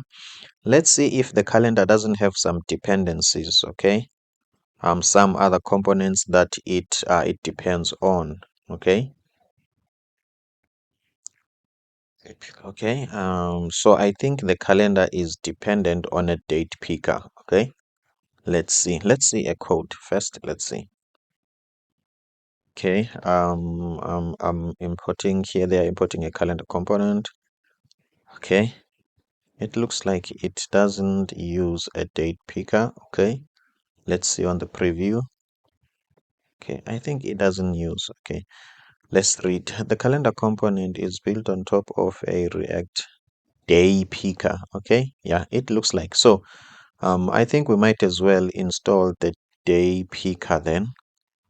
Okay, let's quickly do that. Nope, guys, I'm making a mistake. I'm making a mistake. I'm making a mistake. Okay. So this is the underlying React package. Okay. Sometimes these components are built on top of other SHADCN component. I thought that was the case. Okay, let's just continue, guys, and go with the flow. Okay. We have managed to install this. So now let's continue here. Okay. Remember, I said it's also my first time to use a calendar. Okay. So let's continue. Where do I want to be? Okay, let me minimize this. Okay, I want to be on a SHADCN. As you can see, these are our SHADCN components. So let's type here my calendar. Okay, dot tsx. Okay, let's type RFCE as a React functional component. RFCE. Why it's not working? RFCE. Okay, finally it worked. So let's paste here, importing the calendar because we already installed it. Okay, and then how to use it. Okay, we have a state here. Let's copy the state. Okay, and put it here. This is the state, and then we are going to copy this calendar component and as a self-closing tag. And okay. Let's see. Oh, this is my calendar. When did I put this? Okay, let's see. Is this the same? Yes, it looks like. Let me undo, click undo. Okay, I don't remember myself pasting this. Okay. Okay, let's see, guys. A magic happened there, guys. Okay, my apologies about that. I don't know because I didn't put this. Okay, the reason why I'm doing this, I don't like things magically appearing in my code. As much as it's sometimes they might seem like it's a good thing. Let's say, okay, it doesn't hurt or it doesn't disturb me, but I like to be intentional. Okay, remember, code is not a magic. You don't have to be excited when things are automatically happening without knowing why. So that's why I had to reverse this and I have to copy and paste these myself. Okay, I'm just minimizing unnecessary bugs. Okay, so let me copy and paste. This is the same thing as you can see, but at first I didn't know how it appeared. Okay, that was a big problem to me. So let's just click save and then let's take my calendar to the normal page. Okay, let's create a self-closing tag. And then on Windows, I'm just going to press Control and space, and I'm going to import my calendar. Okay, so if we were just following our SHADCN, this was going to be it. Okay, as you can see, guys, here is the calendar. Okay, it looks like it's not built on top of any other SHADCN component like button and other things. Okay, so that's cool. Let's see. What day is it today? Okay, let's see. Today it's Monday. Okay, it's Monday. This is May. Where is the 27th? Let's see. Yes, the 27th is Monday. Oh, okay, cool. So here is the 27th, it's Monday. Okay, so as you can see guys, if we were what can I say, if we were just copying this SHADCN component, by now we were supposed to be done. But let's make this meaningful, okay, or at least applicable. Okay, first of all, let's get the selected date. Okay, so how are we going to do that? Let's check on my calendar. We've got a date here, so selected is equal to our date. Okay, on select, okay, this will set the date. Okay, so that means the current date, we have it here. Okay, so how are we going to do this? Let's do it like this. Let's do it like this. Let's do it like this. Let's alert. Will that be the best way? No, I don't think so. Okay, let's do this, guys. Let's have a React div here. Let's just have a div. Put this one here, and then let's have a p tag. Let's have a p tag, and then in this p tag first, let's check what type of a data type is this. This is a date. Okay, so let's just put this date.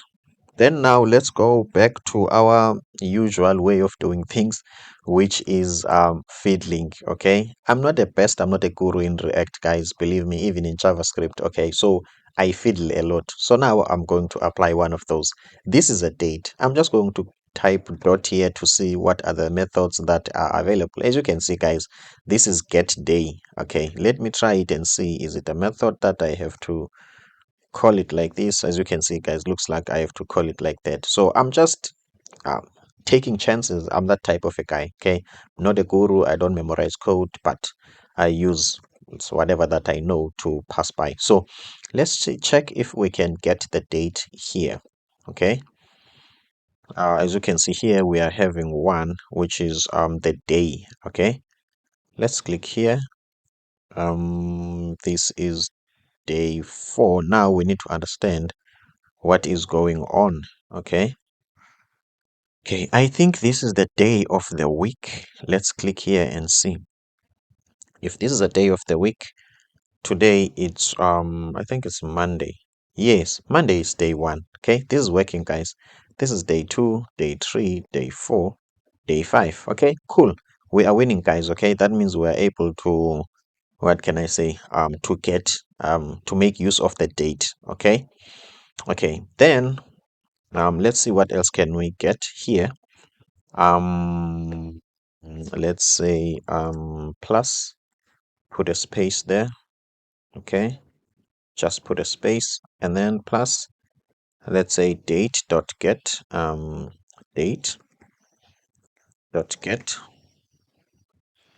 Okay, let's say dot get date. I hope it's a string. Is it a method? Okay, let's try this. Okay, let's see.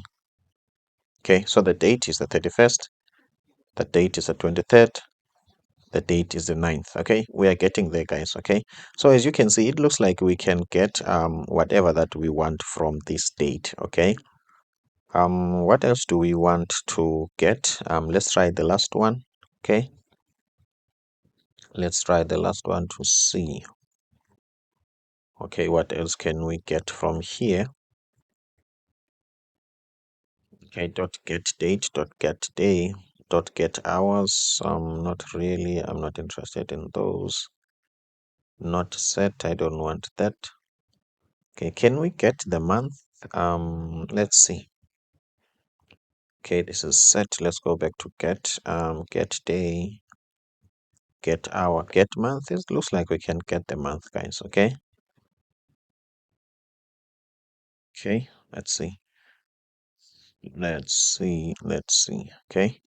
this is the 4th month. Okay, January, February, March, April.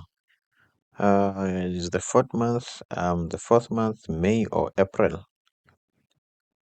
Okay, there's something that I don't understand here, but anyway, you can make some experiment, guys. Maybe you even understand this more than me. Okay, so remember what I said. I said there's a package that I know, which is moment.js. Okay, .js. moment.js. Let's see, do they have an npm package install moment dash dash save. Okay, this is yarn. Okay, so what I'm going to do, I'm going to make use of that. We're going to use that calendar like in conjunction with moment.js and see what can we create. Remember, we said we're going to get the date difference in terms of days. Okay, so let's see. Okay, there is this method, let's say moment dot subtract 10 days dot calendar. Okay, mm, multiple local, nope. Okay, let's see. Let's see moment. Okay, so let's first install the package and see how it works. Okay, even me, guys, if I can be honest, I don't have like more information about this package. Okay, I know it exists. It makes handling dates a little bit easier. Also, let's check here moment on npm and see, can't we get meaningful example. Okay, as you know by now, I'm not a big fan of memorizing code, and I don't claim to be a guru, a guy who knows everything. Okay, so let's learn together, guys. It looks like there are no examples here. It only takes you to a documentation. Okay, and this is the same documentation. Okay, cool, no problem. If then it takes us to the same documentation, let's just click this documentation. So let's install it. Moment.js. Okay, so what we are going to do, we are done installing moment.js. Let's see. Okay, I think we are supposed to import this moment and then we can use it. Okay, suppose moment.js. Is there a detailed documentation docs? Oh, okay. Project status. You probably don't need moment.js anymore. Okay, okay. I'm looking for the documentation. Okay. It looks like we don't have using moment.js npm install. Cool. This is node.js. Nope. I'm looking for React maybe. Not TypeScript. All right, maybe it's me. Let's first take chances. As you know, here at Core Design, we take chances. Okay, so let me do this. Let me minimize this. Okay, so here let me type const let's say const tm for time is equal to, let's say moment. Okay, moment isn't there. Let's see, if I press control and paste here, there is nothing with the moment here. That means the fiddling doesn't work. Let's try this, guys. Okay, if nothing works, don't mind much. We will have a solution. We will ask ChatGPT. Okay, let's see. Okay, let's say moment. Let's say from moment. Okay, moment doesn't have an exported member moment. If it's not an exported member, let's try this. Okay, maybe it has got a hook. Use memo. Okay, as you can see, guys, our find a way doesn't really work the way we want. Okay, cool. Let's try ChatGPT. Okay. Okay, please show me how to use moment.js in React TypeScript to subtract dates. Okay. Okay, I think this is that's about it. Okay, let's see, install moment.js, and its TypeScript types. Okay, as you can see, and also its types. Cool. Okay, let's see, import moment from moment. Didn't I try this?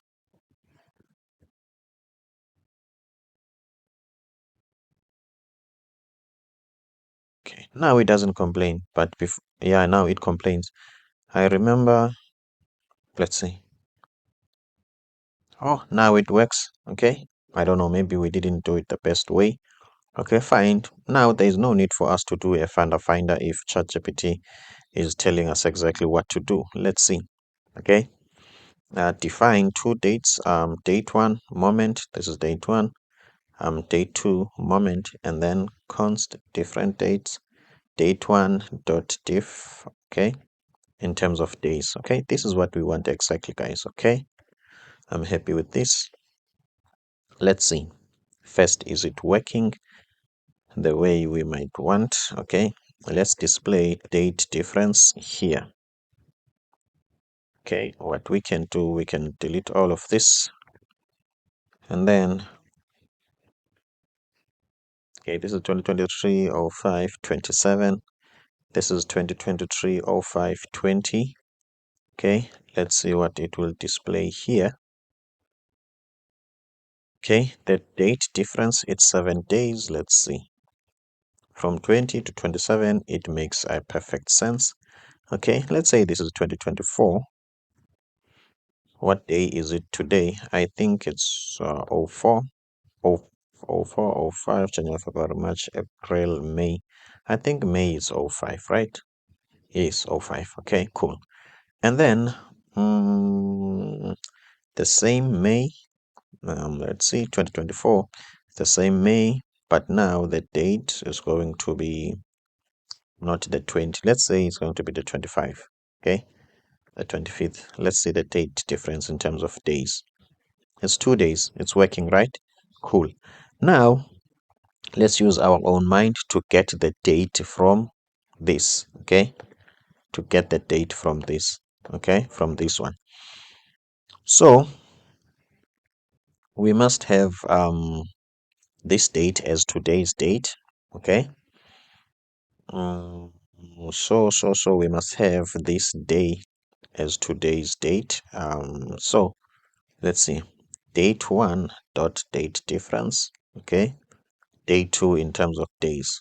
Okay, so that means the current date, it's date two. Let's make date two 27, and we are going to change date one. Okay, so we start with 27, and then we want to change date one. So can't we get date one from this date? Okay, so what I'm going to test first, here I'm going to some sort of put the date as a string. Can't I have two string here? Let's see, is there any possibilities of that to string? Let's see. Okay, I just want to see, does that exist? Yes, it looks like, because as you can see, guys, this date is in form of string. So let me test, do we have a string date? As you can see, guys, here is the string date. Okay, let's see if moment.js will understand this as a date. Okay, let's see if moment.js will understand that as a date. Let's see. Let's see. Let's copy this. Okay, and then we are going to put it to date one. Okay, let's put it to date one. Okay, and then let's display the difference in days. Okay, let's display the difference in days, and then let's go back and see. Okay, now it's minus 18. I'm not sure if this is correct. Okay, it might be, because as you can see, this date is behind this one. Let's just do a quick check. 1 2 3 4 5 6 7 8 9 10 11 12 13 14 15 16 17 18. It works, guys. It's working. Okay, let's click on the 27th. There's 0 days. Okay, on the 30, it's 3 days, and on the 31st it's 4 days. Okay, as you can see, guys, we have just created something meaningful out of SHADCN date. Okay, at least I've also learned something. Okay, I didn't really I have not used moment.js, if I can be honest. Now at least I've got a bit of understanding how it works. And also, guys, these packages, the more you learn other packages, I think they've got some sort of a certain standard. In a way, they are not different from each other. Okay, for instance, you import moment from moment just like any other packages. Okay, so that's why I always try to take chances and see, can't I figure out something of my own. Okay, so I'm happy if you have learned something. Let's go back to here. I'm proud of myself to have created this is interesting, guys. Okay, you don't have a picture of how happy I am to create this, because this opens like a lot of possibilities. Okay, I'm going to use this functionality in a lot of things. Counting down, okay, maybe in a project based application where, let's say, the deadline, what can I say, at the cutoff time. Okay, let's say we are having um, an application that schedules projects. Okay, let's say I'm receiving a dev project from a client, okay, to say that this is what I want. So I have to ask the client, how long do you want me to take? Maybe they will say 3 months. So I will put a starting date here, and then this is July, August, September, October, and then I'll put the ending date. And then I will know that I am left with 157 days. Each and every day, this will decrease, reminding me that, okay, um, I'm left with only these days. Okay, so this opens a lot of possibilities for me. That's why I wanted to try it. I think this is also one of those videos which are going to be very quick, because there is nothing much to do here. This card, I think, is one of those important containers. Okay, when you are developing a real life application and feel like, I wish I can get a 4 corner container with nice layout, and that is it. So this comes handy when you want to do that. So without wasting time, let's just follow the instructions. At the moment, I don't have a practical way in which you can use this. Maybe as we continue, I will think of something and then we will implement it right there and there. Okay, I like to make these tutorials and attach some sort of a simple practicality on how can you manipulate it and use it in real life. Okay, so let's just do what they are saying here. Let's copy, and then let me go to the terminal, and let's apologize about that. Let's install this. Okay, and then what we are going to do next, we are going to copy all of this import. We are getting into the usage. So as you know by now, we are creating our own components here on this folder. So let's copy my card.tsx, and then rfce doesn't work. rfce, maybe it want me to be slow. As you can see now, it works. And then let's put all the imports. Okay, and then from then let's copy and paste this as it is. Okay, copy and paste this as it is. I'm happy with this. As you can see, guys, everything works well. So why don't we just take this my card component to the main page so that we can display it. Okay, this is a my card component, self-closing tag. Let's see how it looks like. Okay, where is my card? Here is my card. Okay, I think what I can also do, let me go to let me go to what? Let me go to what? Let me go to what? Let me go to the main page, and okay, this is the main page. And then in the main page, what I will do, where's the main page? Okay, here's the main page. This is the class. Okay, what I want to do here, let me put the width, okay, of full. Sizeness, must it be full? Don't think it has to be full. Let's put like 550. Okay, and the height, for the height, let's say it's let's put a height of screen. Okay, Let's put the height of screen and let's justify content center. Okay, let's item center. Let's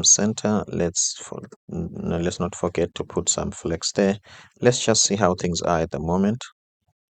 Okay, this is somewhat there because I want all of these to be visible. Okay, but now they are arranged in form of a row. Okay, so this means that let's make also a width of screen here and let's see. Okay, I want all of these to be visible. Okay, I think this is somewhat it. Okay, this is somewhat it. Let's make this auto. Okay, now I think this video is becoming longer unnecessarily. Okay, let me deal with this later then. Okay, because now this video is just going to be longer unnecessarily. Okay, let's see. Okay, and then let's type a flex column. Okay, flex column and a gap of, let's say, a gap of 5 and padding of 4. Okay, I'm happy with this. As you can see, guys, here is our card. Okay, so this is the card title and the card content and the card footer. Okay, what else can we do here with this? Let's try to make this a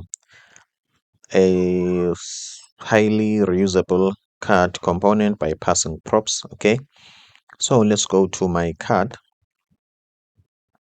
Okay, we've got my card title. Let's put our props. We can receive a title. Okay, description. Okay, content. And what else? And the footer. Okay, all right, as you can see, guys, now we need to type these. Okay, we need to put some types. Okay, because we're using TypeScript. Let's type these. Okay, so let's be clever. As you can see, this has to be a string. When you are describing something, you have to use alphabets or like sentences to describe it. But in terms of the content and the footer, this can be a lot of things. Okay, in this content we can be able to push this date component here, so meaning that this doesn't have to be a string, it needs to be a React node so that it allows strings and it allows other components. Okay, so I hope you do get that one. So let's make this a string. Let's make this description a string as well. But in terms of content, let's make this content a React node. Okay, this has to be a capital letter. Okay, dot React node. A React node. Okay, let's copy this for the footer as well, so that if in the footer we want to put some button, we can put those. So as you can see, guys, okay, as you can see, so now here this guy is expecting those. Okay, so as you can see, it's expecting those. So let's quickly supply those. So here the title is going to be let's say calendar. This is not a, yeah, let's just type calendar, guys, okay, for simplicity. And then after that we've got the title. What else is missing there? Title is missing, description and content. Okay, description. My apologies about that. Let's go to description. Let's say calculate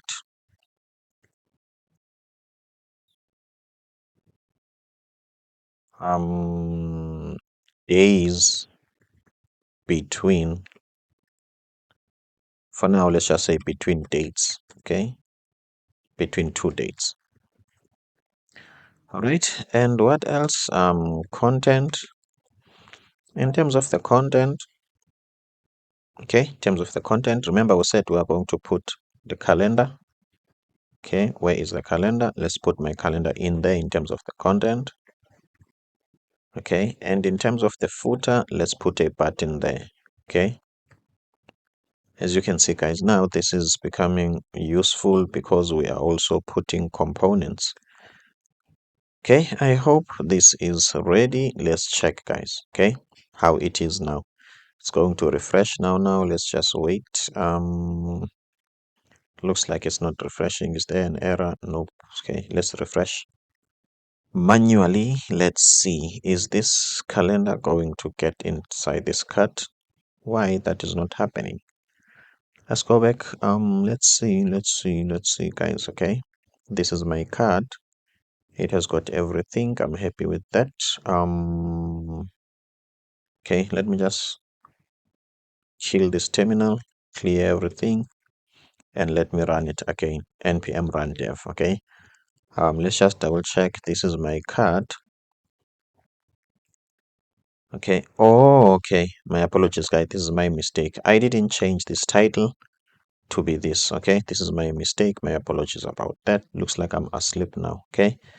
Let's copy the description to be here as well. Okay. All right. And then content. Let's put the content here.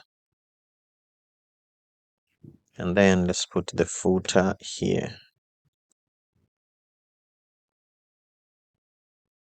All right. Let's wait for it to refresh, or if it's not, let's refresh it manually. Okay. Let's see, this is supposed to refresh and put everything there. I think everything is just working fine.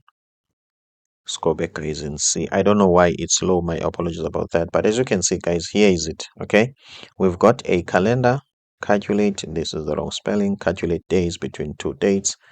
Let's see. Okay. As you can see, minus 12 days. Between now and this date, it's only 4 days. As you can see, guys, this is the practical use of a calendar. Okay. I don't think there is something else. Okay, calculate days. And now we are getting into the fun stuff. Okay, and that one is the carousel. Okay, as you can see, guys, this is more like a sliding what can I say, component. Okay, this could be images and everything. As you can see, guys, this is interesting. Okay, let's just see other examples. Okay, so I think this one is going to be the longest in the series, because this is not like a straightforward component. If I can be honest, there's a lot of things that we need to look at. Whenever I'm working on this component, I always get something right and the other one wrong, get something right and the other one wrong. Okay, I have been in that loop, okay, for a very long time. So now what I'm going to do here, we are going to take this component step by step. Okay, remember, in this channel, as much as I am trying to help other people to understand code, but the intent of this channel is to help me to become a better developer as well. You see, me and you are not the same. Sorry, me and you are essentially the same. Okay, we are not different. That's what I meant. Okay, I am also learning as much as you are learning. Okay, so let's see if Matthew from Coded Design can improve and now master, okay, what? The carousel. Okay, I'm going to take it step by step, and I'm going to explain to you things that I find confusing and things that are a little bit difficult for me. Okay, are you excited? I'm also excited. Okay, let's get into it, guys. I think we can win this. We can do this, believe me. Okay, so let's start from scratch. Okay, a carousel with motion and swipe built in with Embla. Okay, cool. And then how do I install it? Okay, carousel. Let's see. Copy and paste. Let's go back here. And then let me just clear first. Okay. Clear. Okay. I think I have, my apologies about that. Everything has been cleared. Let me go back here, copy, and then paste here. And then we have installed the carousel. Okay, Now let's come here and check the usage. Okay, first thing you have to import, and then let me go back here and type in our components folder.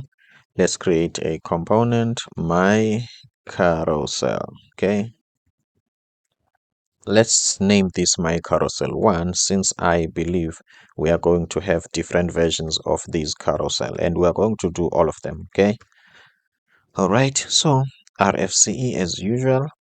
Okay, and then we're going to paste this. Okay, I hope this is easy and you are following at the moment. And then let's copy this and then paste it here, guys. Okay, paste it in here. As you can see, everything is working well. And what else?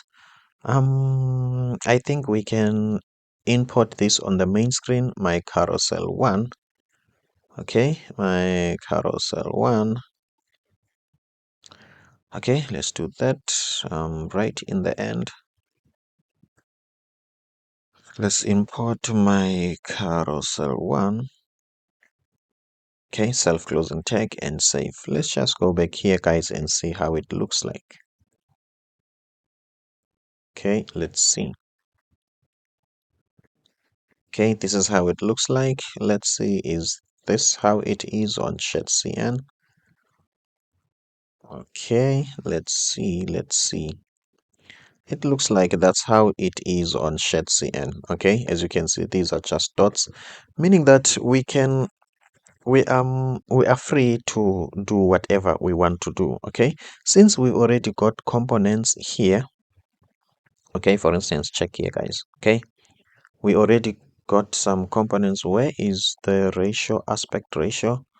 I am missing one component here. Okay, there was an aspect ratio which was here that had an image. Maybe I wonder why it has disappeared. Okay, maybe it's because it doesn't have the width and height. It might happen. Okay, let me just go to this. Okay, and then the width is like this, and okay. I wonder why this has disappeared. I am not sure, guys. Okay, let me just give it a height of, I'm just testing. Okay, a height of 100 pixels. Let's see. Okay, now I think it's visible. Okay, a lot of things is going on wrong here. Okay, maybe it's because the height of this overall container, it's what can I say, fit to screen or screen. Okay, let's try this, guys. Let's make the overall height of this. Okay, here's the overall height of this. Let's make it auto. Okay, let's make it auto. Let's make it auto. Do we have some padding here? We've got a padding of 4. Let's make a padding top of, let's say, 20 and see. Okay, I think this is better, guys. As you can see, now we see all our components. Okay, and I'm happy with this, and we can see this as well. What if maybe let's go back to now to my apologies about that. I want the aspect ratio. Okay, where is the aspect ratio? My aspect ratio. Okay, let's just remove this height for now. Let's see. Okay, everything works, guys. Okay, so as you can see, guys, we've got this component. So what we're going to do, we are going to take this component and put it inside here instead of the dots, as you can see, guys. Okay, and then what I want to do, let me also try padding bottom of 20. Okay, padding bottom of 20 so that we can see everything from here. Okay, as you can see, guys, there is a space now. Okay, I'm happy with this. And then let's take on the main page, let's put inside here where is my carousel 1, and then here let's import, my apologies about that, let me remove only the dots. Here let's import aspect ratio, my aspect ratio. Okay, aspect ratio. Okay, my aspect ratio. Okay, here is it as a self-closing tag, and then I am going to do that for all of these. Remove the dots. Okay, remove the dots. Okay, as you can see, guys, let's go back and check. Okay, looks like we are winning, as you can see, guys. Okay, looks like we are winning 100%. Okay, what I'm hoping for, let's see, why do we have this space? Okay, why do we have this space? Okay, so let's go and check. I was hoping that we are not going to have that big space. Okay, let's see. The width is 200. Okay, so what I'm going to do, I'm going to set the BG gray. Okay, this is more like we are debugging now. We want to know what may be the problem. As you can see, we don't have any gray here. The only gray that we have, you might not have noticed it. You might not notice it. It's right there. So that means this component doesn't have a problem. Okay, that means the challenge might be in our carousel. Okay, check here, guys. Okay, now this is rounded. Now let's go to the carousel, and then let's check my carousel. Where is it? My carousel 1. Okay, looks like Matthew is getting old and he cannot see his own components. Okay, here is it. Now let's see why it's too big now. Okay, let's see, what do we have here? Do we have a class name here? Yes. Okay, let's put a BG of gray. Let's see.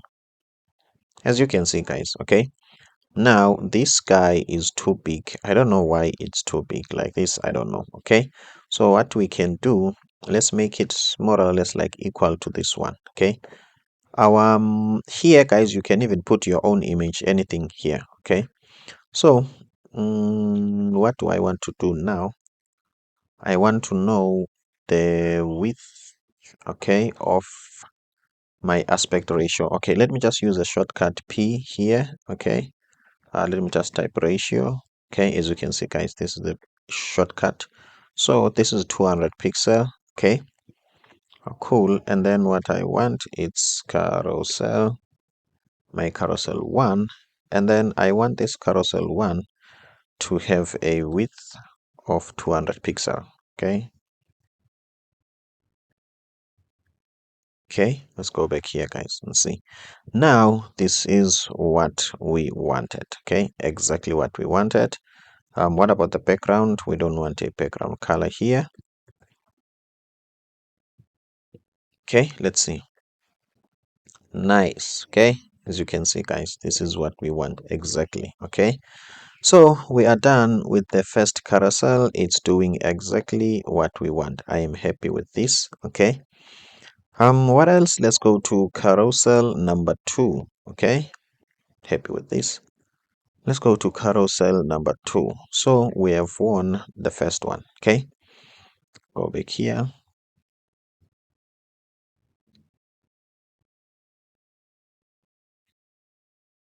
Okay, .tsx. All right, my apologies about that. Okay, I want to RFCE. All right, looks like we are winning. Go back here, SHADCN, and then examples, sizes. To set the size of the item, you can use the basis utility class on the carousel item. Let's check. Okay, this is a continuation. Now it's telling us to set the size. Okay, this is the example. Okay, this is the example. So what we are going to do, we want this example. Okay, I think if we can go here in this code, we will then import this. And okay, let's see. Let's first copy the import first. All right, import. I'm happy with this. And then let's go here, the carousel. carousel. Okay, come here, paste this here as it is. Good, everything works. Now let's import the carousel 2 here, where on the main page. Okay, cool. Self-closing tag on my Windows, I'm going to press Control Space, then done. And then let's come back here and check. As you can see, guys, here is the carousel 2. Okay, carousel 2. I'm happy with this. So what we're going to do, we are going to put these guys here. Okay, let's see. Let's see.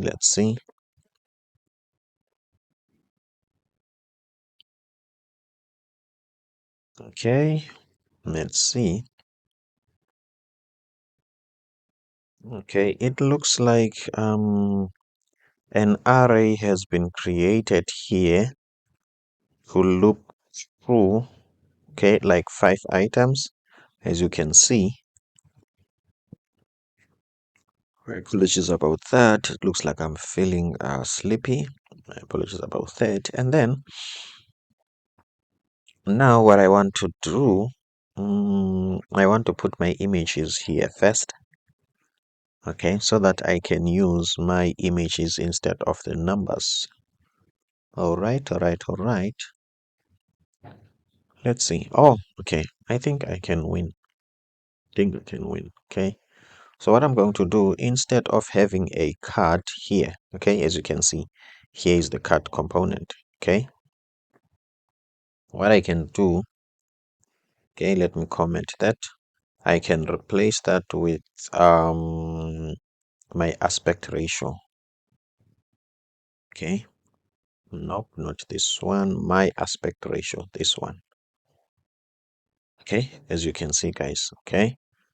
So let's go back and see. As you can see, guys. Okay. Nice. Okay.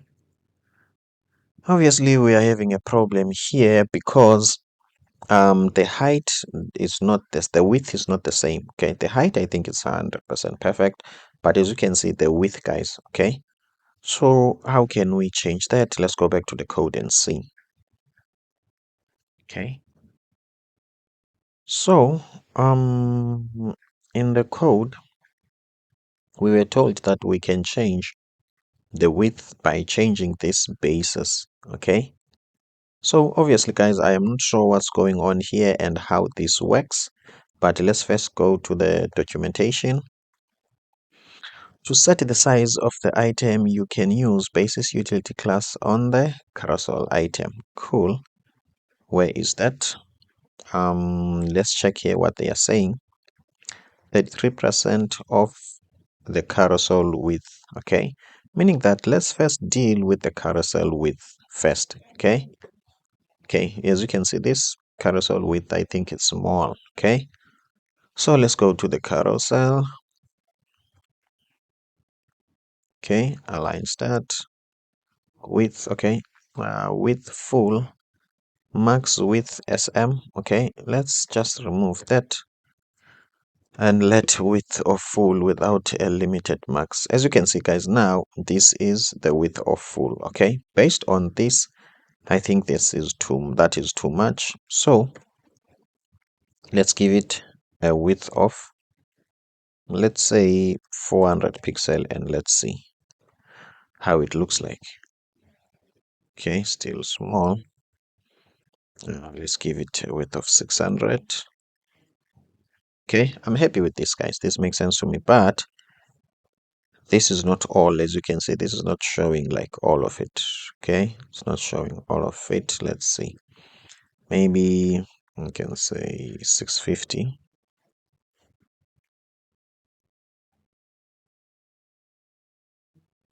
Okay, I'm happy with this. Everything is visible. Okay, as you can see, guys, nice. Okay, and now let's go back to what they were saying. So what we did, we've just put our item okay, carousel items. Okay, in our case is these aspect ratios, and we did nothing when it comes to the size. Okay, this backspace, as you can see, here it's telling us that this is 30% of the carousel width, as you can see. Okay, which is it's 1/3 basis. It's 1/3.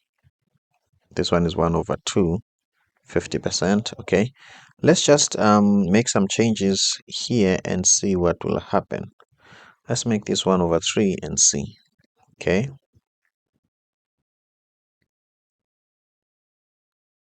okay, is there a difference?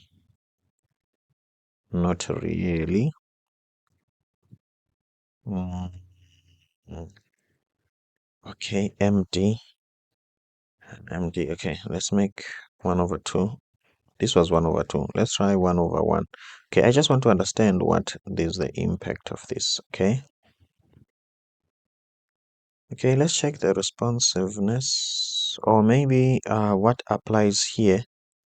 It's since we're already on large, let me just remove this one, okay, so that I can only have one thing that I'm dealing with, because now this might not apply, okay, because I'm not inside it. Maybe the one that will apply is the large one, so I want only this to apply. As you can see, guys, okay, now that we have removed that one, now this is active. Now we can be able to test what's going on there. Let's put 2. Let's see, as you can see, so meaning that in here we can only put 2 of these, okay, as you can see. But in our case, I think 3 will work 100%. Okay, I'm happy with this. So that means it's like that fraction some sort of represent how many items we can fit on each viewable area. Okay, like here. Okay, I hope you can see that one, guys. Okay, I'm happy with that. If you enjoying this content and you like this content, please don't forget to subscribe and support the channel. So let's go back and see what else do we have here on the carousel. Okay, this is just different arrangement, and this is like spacing. What else? This looks like the same as the one that we did. Okay, do we have another one? Let's check here. The one that scroll vertically. Okay, the one that scrolls vertically. So we are done with this one, so I can remove these guys. Okay, let's see what we can do. Let's create another carousel.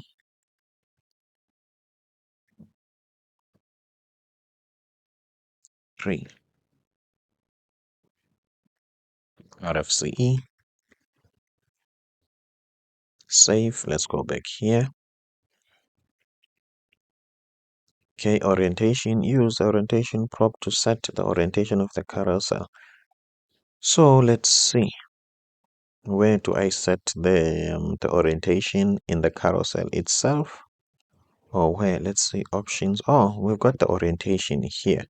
Okay, so without necessarily creating a new one, let's just use this orientation and see what will be the effect of that on this one. Let's check. My carousel 2, and then carousel content, no, somewhere here. Okay, we want this to be vertical. Let's see, guys.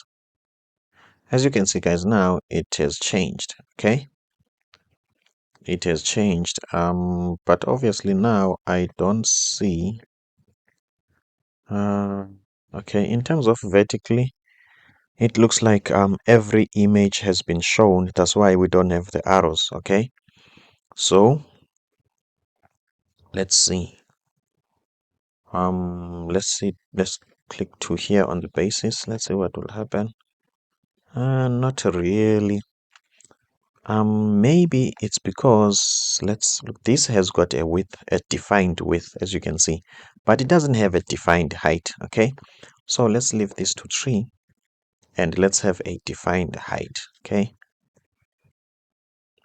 a defined height, which is, let's say for now it's 300 pixel. Okay, let's see. Okay, let's see. We do have an arrow here, but obviously it doesn't do what we want, guys, as you can see. Okay, so let me just try 200 and see. Okay, let's try 200 and see. As you can see, it looks like it doesn't change. Let's play around with these. I'm not sure if this makes sense as well. I'm not sure. I'm just testing, guys. Okay, it looks like there's nothing happening. I don't have a problem with that. So what we are going to do, let's just copy from this one and see what these guys did. Okay, oops, align start. Okay, let's see, with full, and this is the max with XL. Okay, the height is 200. Okay, and then this is the same thing, they are looping through. All right, let's see the preview. Yes, okay, they are looping through. Go back here, they are looping through here. And what else? I think there's nothing much here, guys. Okay, there's nothing much. So what we can do, let's not convert this one, let's just create a new one as we have planned. Okay, let's go back here to orientation. Okay, let's just click undo to make sure that all the changes that we did, okay, it goes back to normal, as you can see. So let's copy this. Let's copy this code. We want this one. Let's copy this code. Okay, the import first. The import, where is my carousel 3? Here is it. Then let's import here. Okay, and then from there we want this. Okay,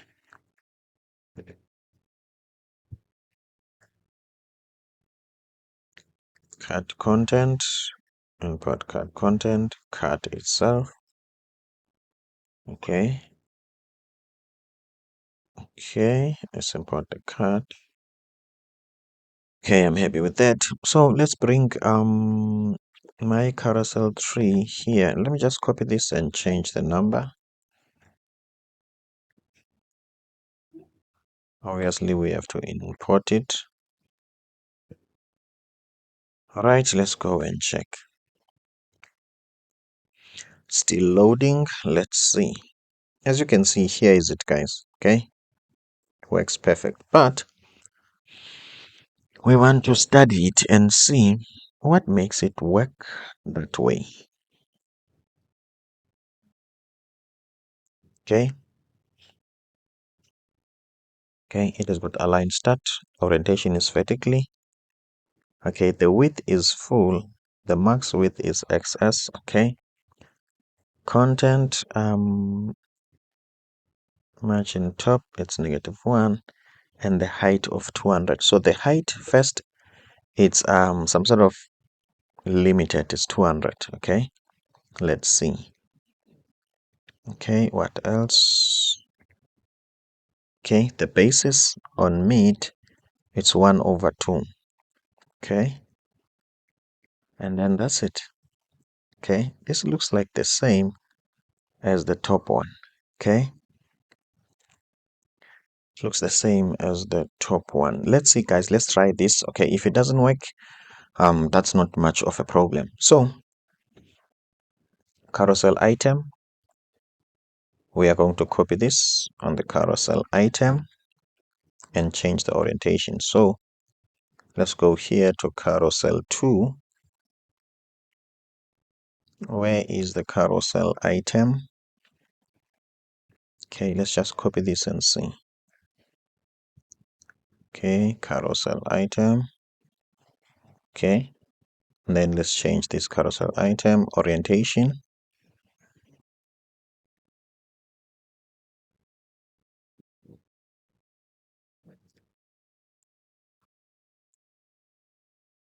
Okay, orientation vertical.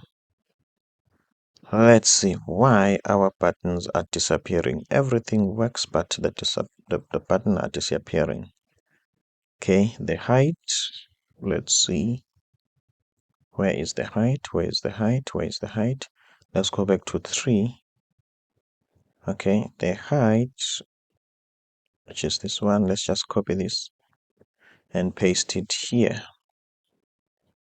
The content. Okay, and change the height. Oops, class name. Let's see, guys. Something has changed, but I'm not sure if for better or for worse. Okay, this is this one, and this one. Now this has changed. Okay, cool. And then what can we do? Let's make this height, let's say 400. Okay, as you can see. Now I have lost the buttons. Okay, it's the buttons now that I've lost. I don't know where are the buttons. Okay, I cannot tell you where are the buttons. Looks like everything is working well. Okay, which button are these? Okay, I think these are the buttons. Okay, this one is for this one. This one is for this. What about this one? I think this one is for this. Okay. What is the width? Oh, okay. Let me do this, guys. Let me remove this for now. This one. I think I do get the essence of what's going on here. Let's go back here on Carousel 2. On Carousel 2, let's check the width of this. As you can see, guys, the width of this is 650. Okay, let's put a background here.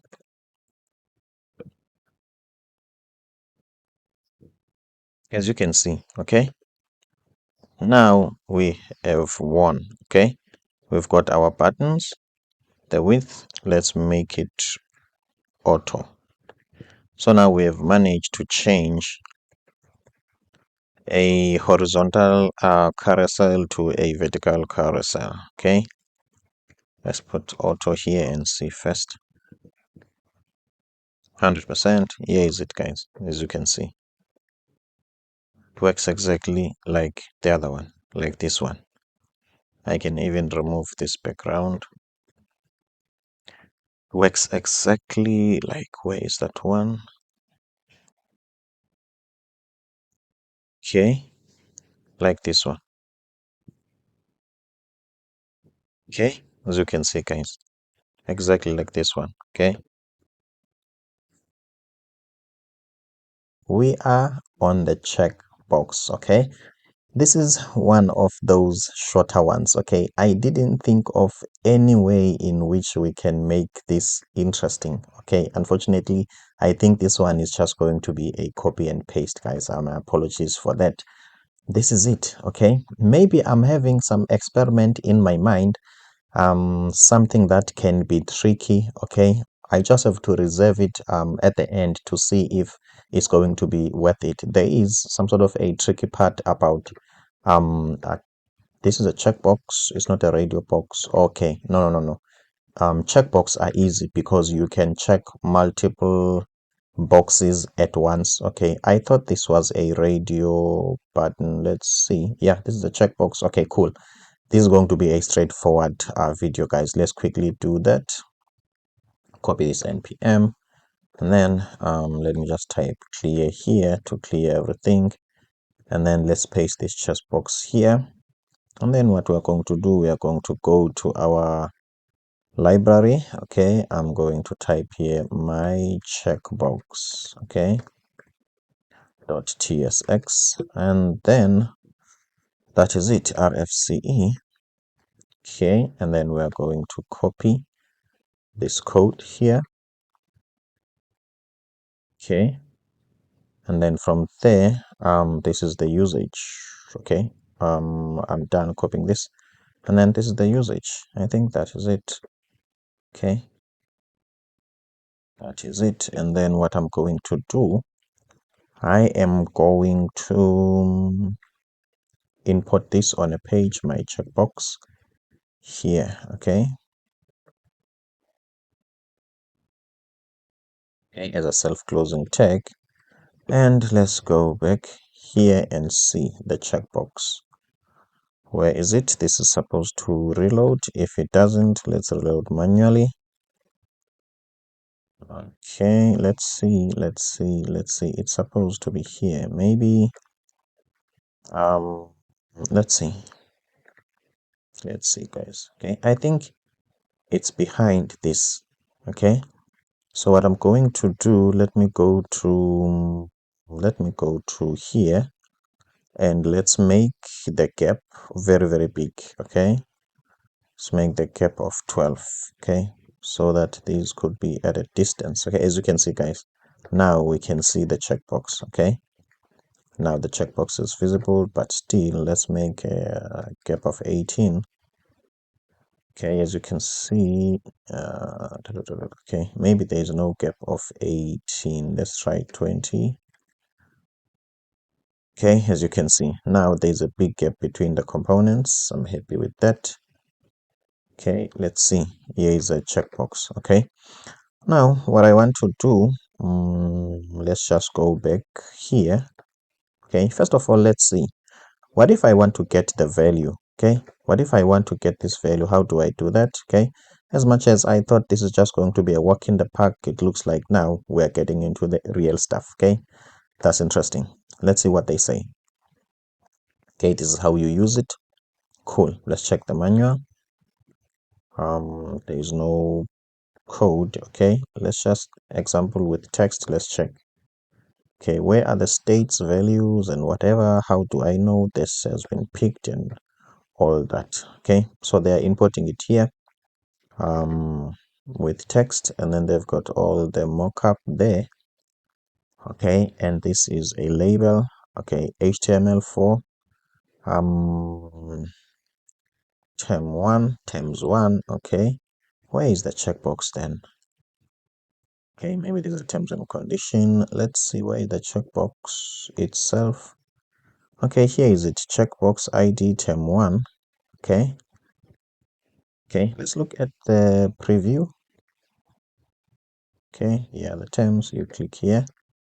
Okay, I don't think here they are using it. Okay, I don't think they are using it. Let's say I agree with the terms and maybe I press submit. How do I know if this has been checked? Okay, I think now this tutorial is starting to become interesting because I also don't know how. Okay, let's check here. Do they have a certain state or something? Okay, how do you check is checked of that? Okay, maybe in this submit. Cool. Now we are talking. Now they are going to tell us. As you can see, this is false. Cool. This is what I was looking for. Let's see how they have done that. I'm not looking for the forms and Zord and everything. I don't think that's interesting to me. So let's go to the checkbox. As you can see, we've got checked and on check change. Cool. Okay, that's fine. Now let's go back to our own. Okay, for instance, let's just reset it. As you can see, it's not checked. Let's make sure when we start the default it's checked. Okay, so what we are going to do, we are going to go to this checkbox. Okay, this checkbox, and then in this checkbox we are going to check here, checked, and then we're going to put this to true. Okay, let's go back and see. As you can see, by default it's true. Okay, and then we have a function here on, maybe it's on change. Okay, maybe it's on change. Now what I want to do, I want to have my own state variable here to keep track of the state of the checkbox. Const. Okay, set check. Okay, and check, let's say, okay, this is check, and set check is equal to use state. Okay, use state. Okay, now I see the problem. Suppose here there is a comma. Okay, check and set check is equal to use state.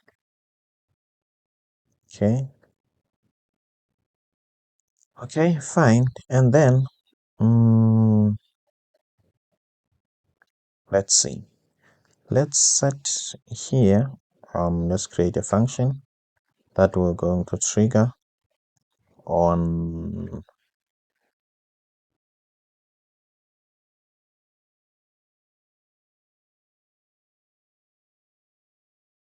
the event. It's on checked change. My apologies, guys, about this.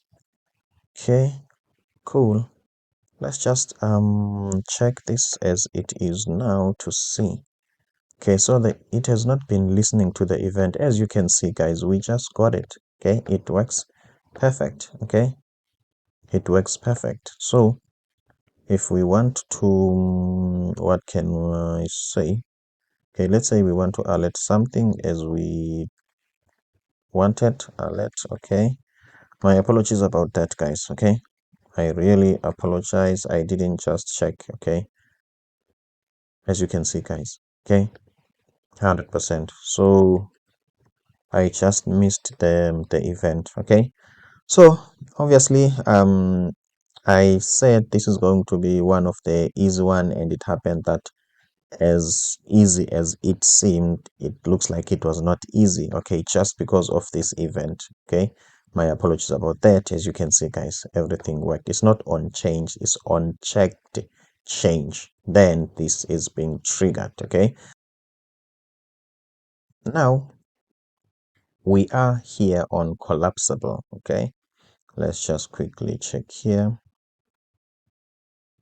Collapsible, here it is. Okay, first things first, I find this control a bit confusing. Okay, maybe it's not confusing, but I can't locate some sort of a use case for it. What is it used for? Okay, so please, guys, if you have an idea of where it can fit and how it can be used, please let me know. Okay, it looks like what can we say? It looks like an accordion. Okay, when you click here, something pops underneath it, and at the same time it looks like it behaves like a drop down list. Okay, but then I'm not sure if I can put some buttons here for selecting. Okay, as much as I'm going to use it and implement it, but if you have a perfect scenario for it, okay, maybe you tell me, or we try to discuss on how different is it from an accordion. Okay, if you can take one accordion, let's see, where is an accordion? Okay, if we take one accordion without these, only this one, and then it shows three things underneath it. Okay, how is this button different? So how this component? So let's get into it and see how to implement it, but I haven't figured it out. When can you use it and why? Okay, I really don't know. Okay, so let's continue, guys. Let's keep it going and keep it flowing like water. Okay, let's just get in here. Let's clear everything, and then let's install the component. Okay, let's install the component, and then after that, let's check what else do we want to do. We have to import these. Okay, import this collapsible. Let's go to our SHADCN UI library. Okay, my collapsible.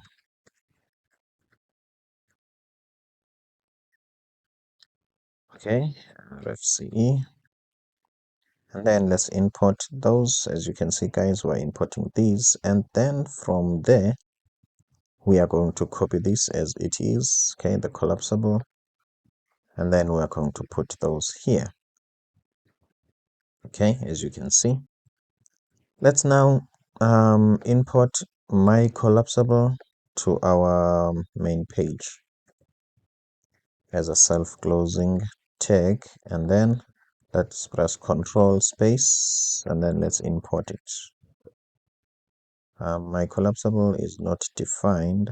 Okay, now everything works. Let's go back here and check.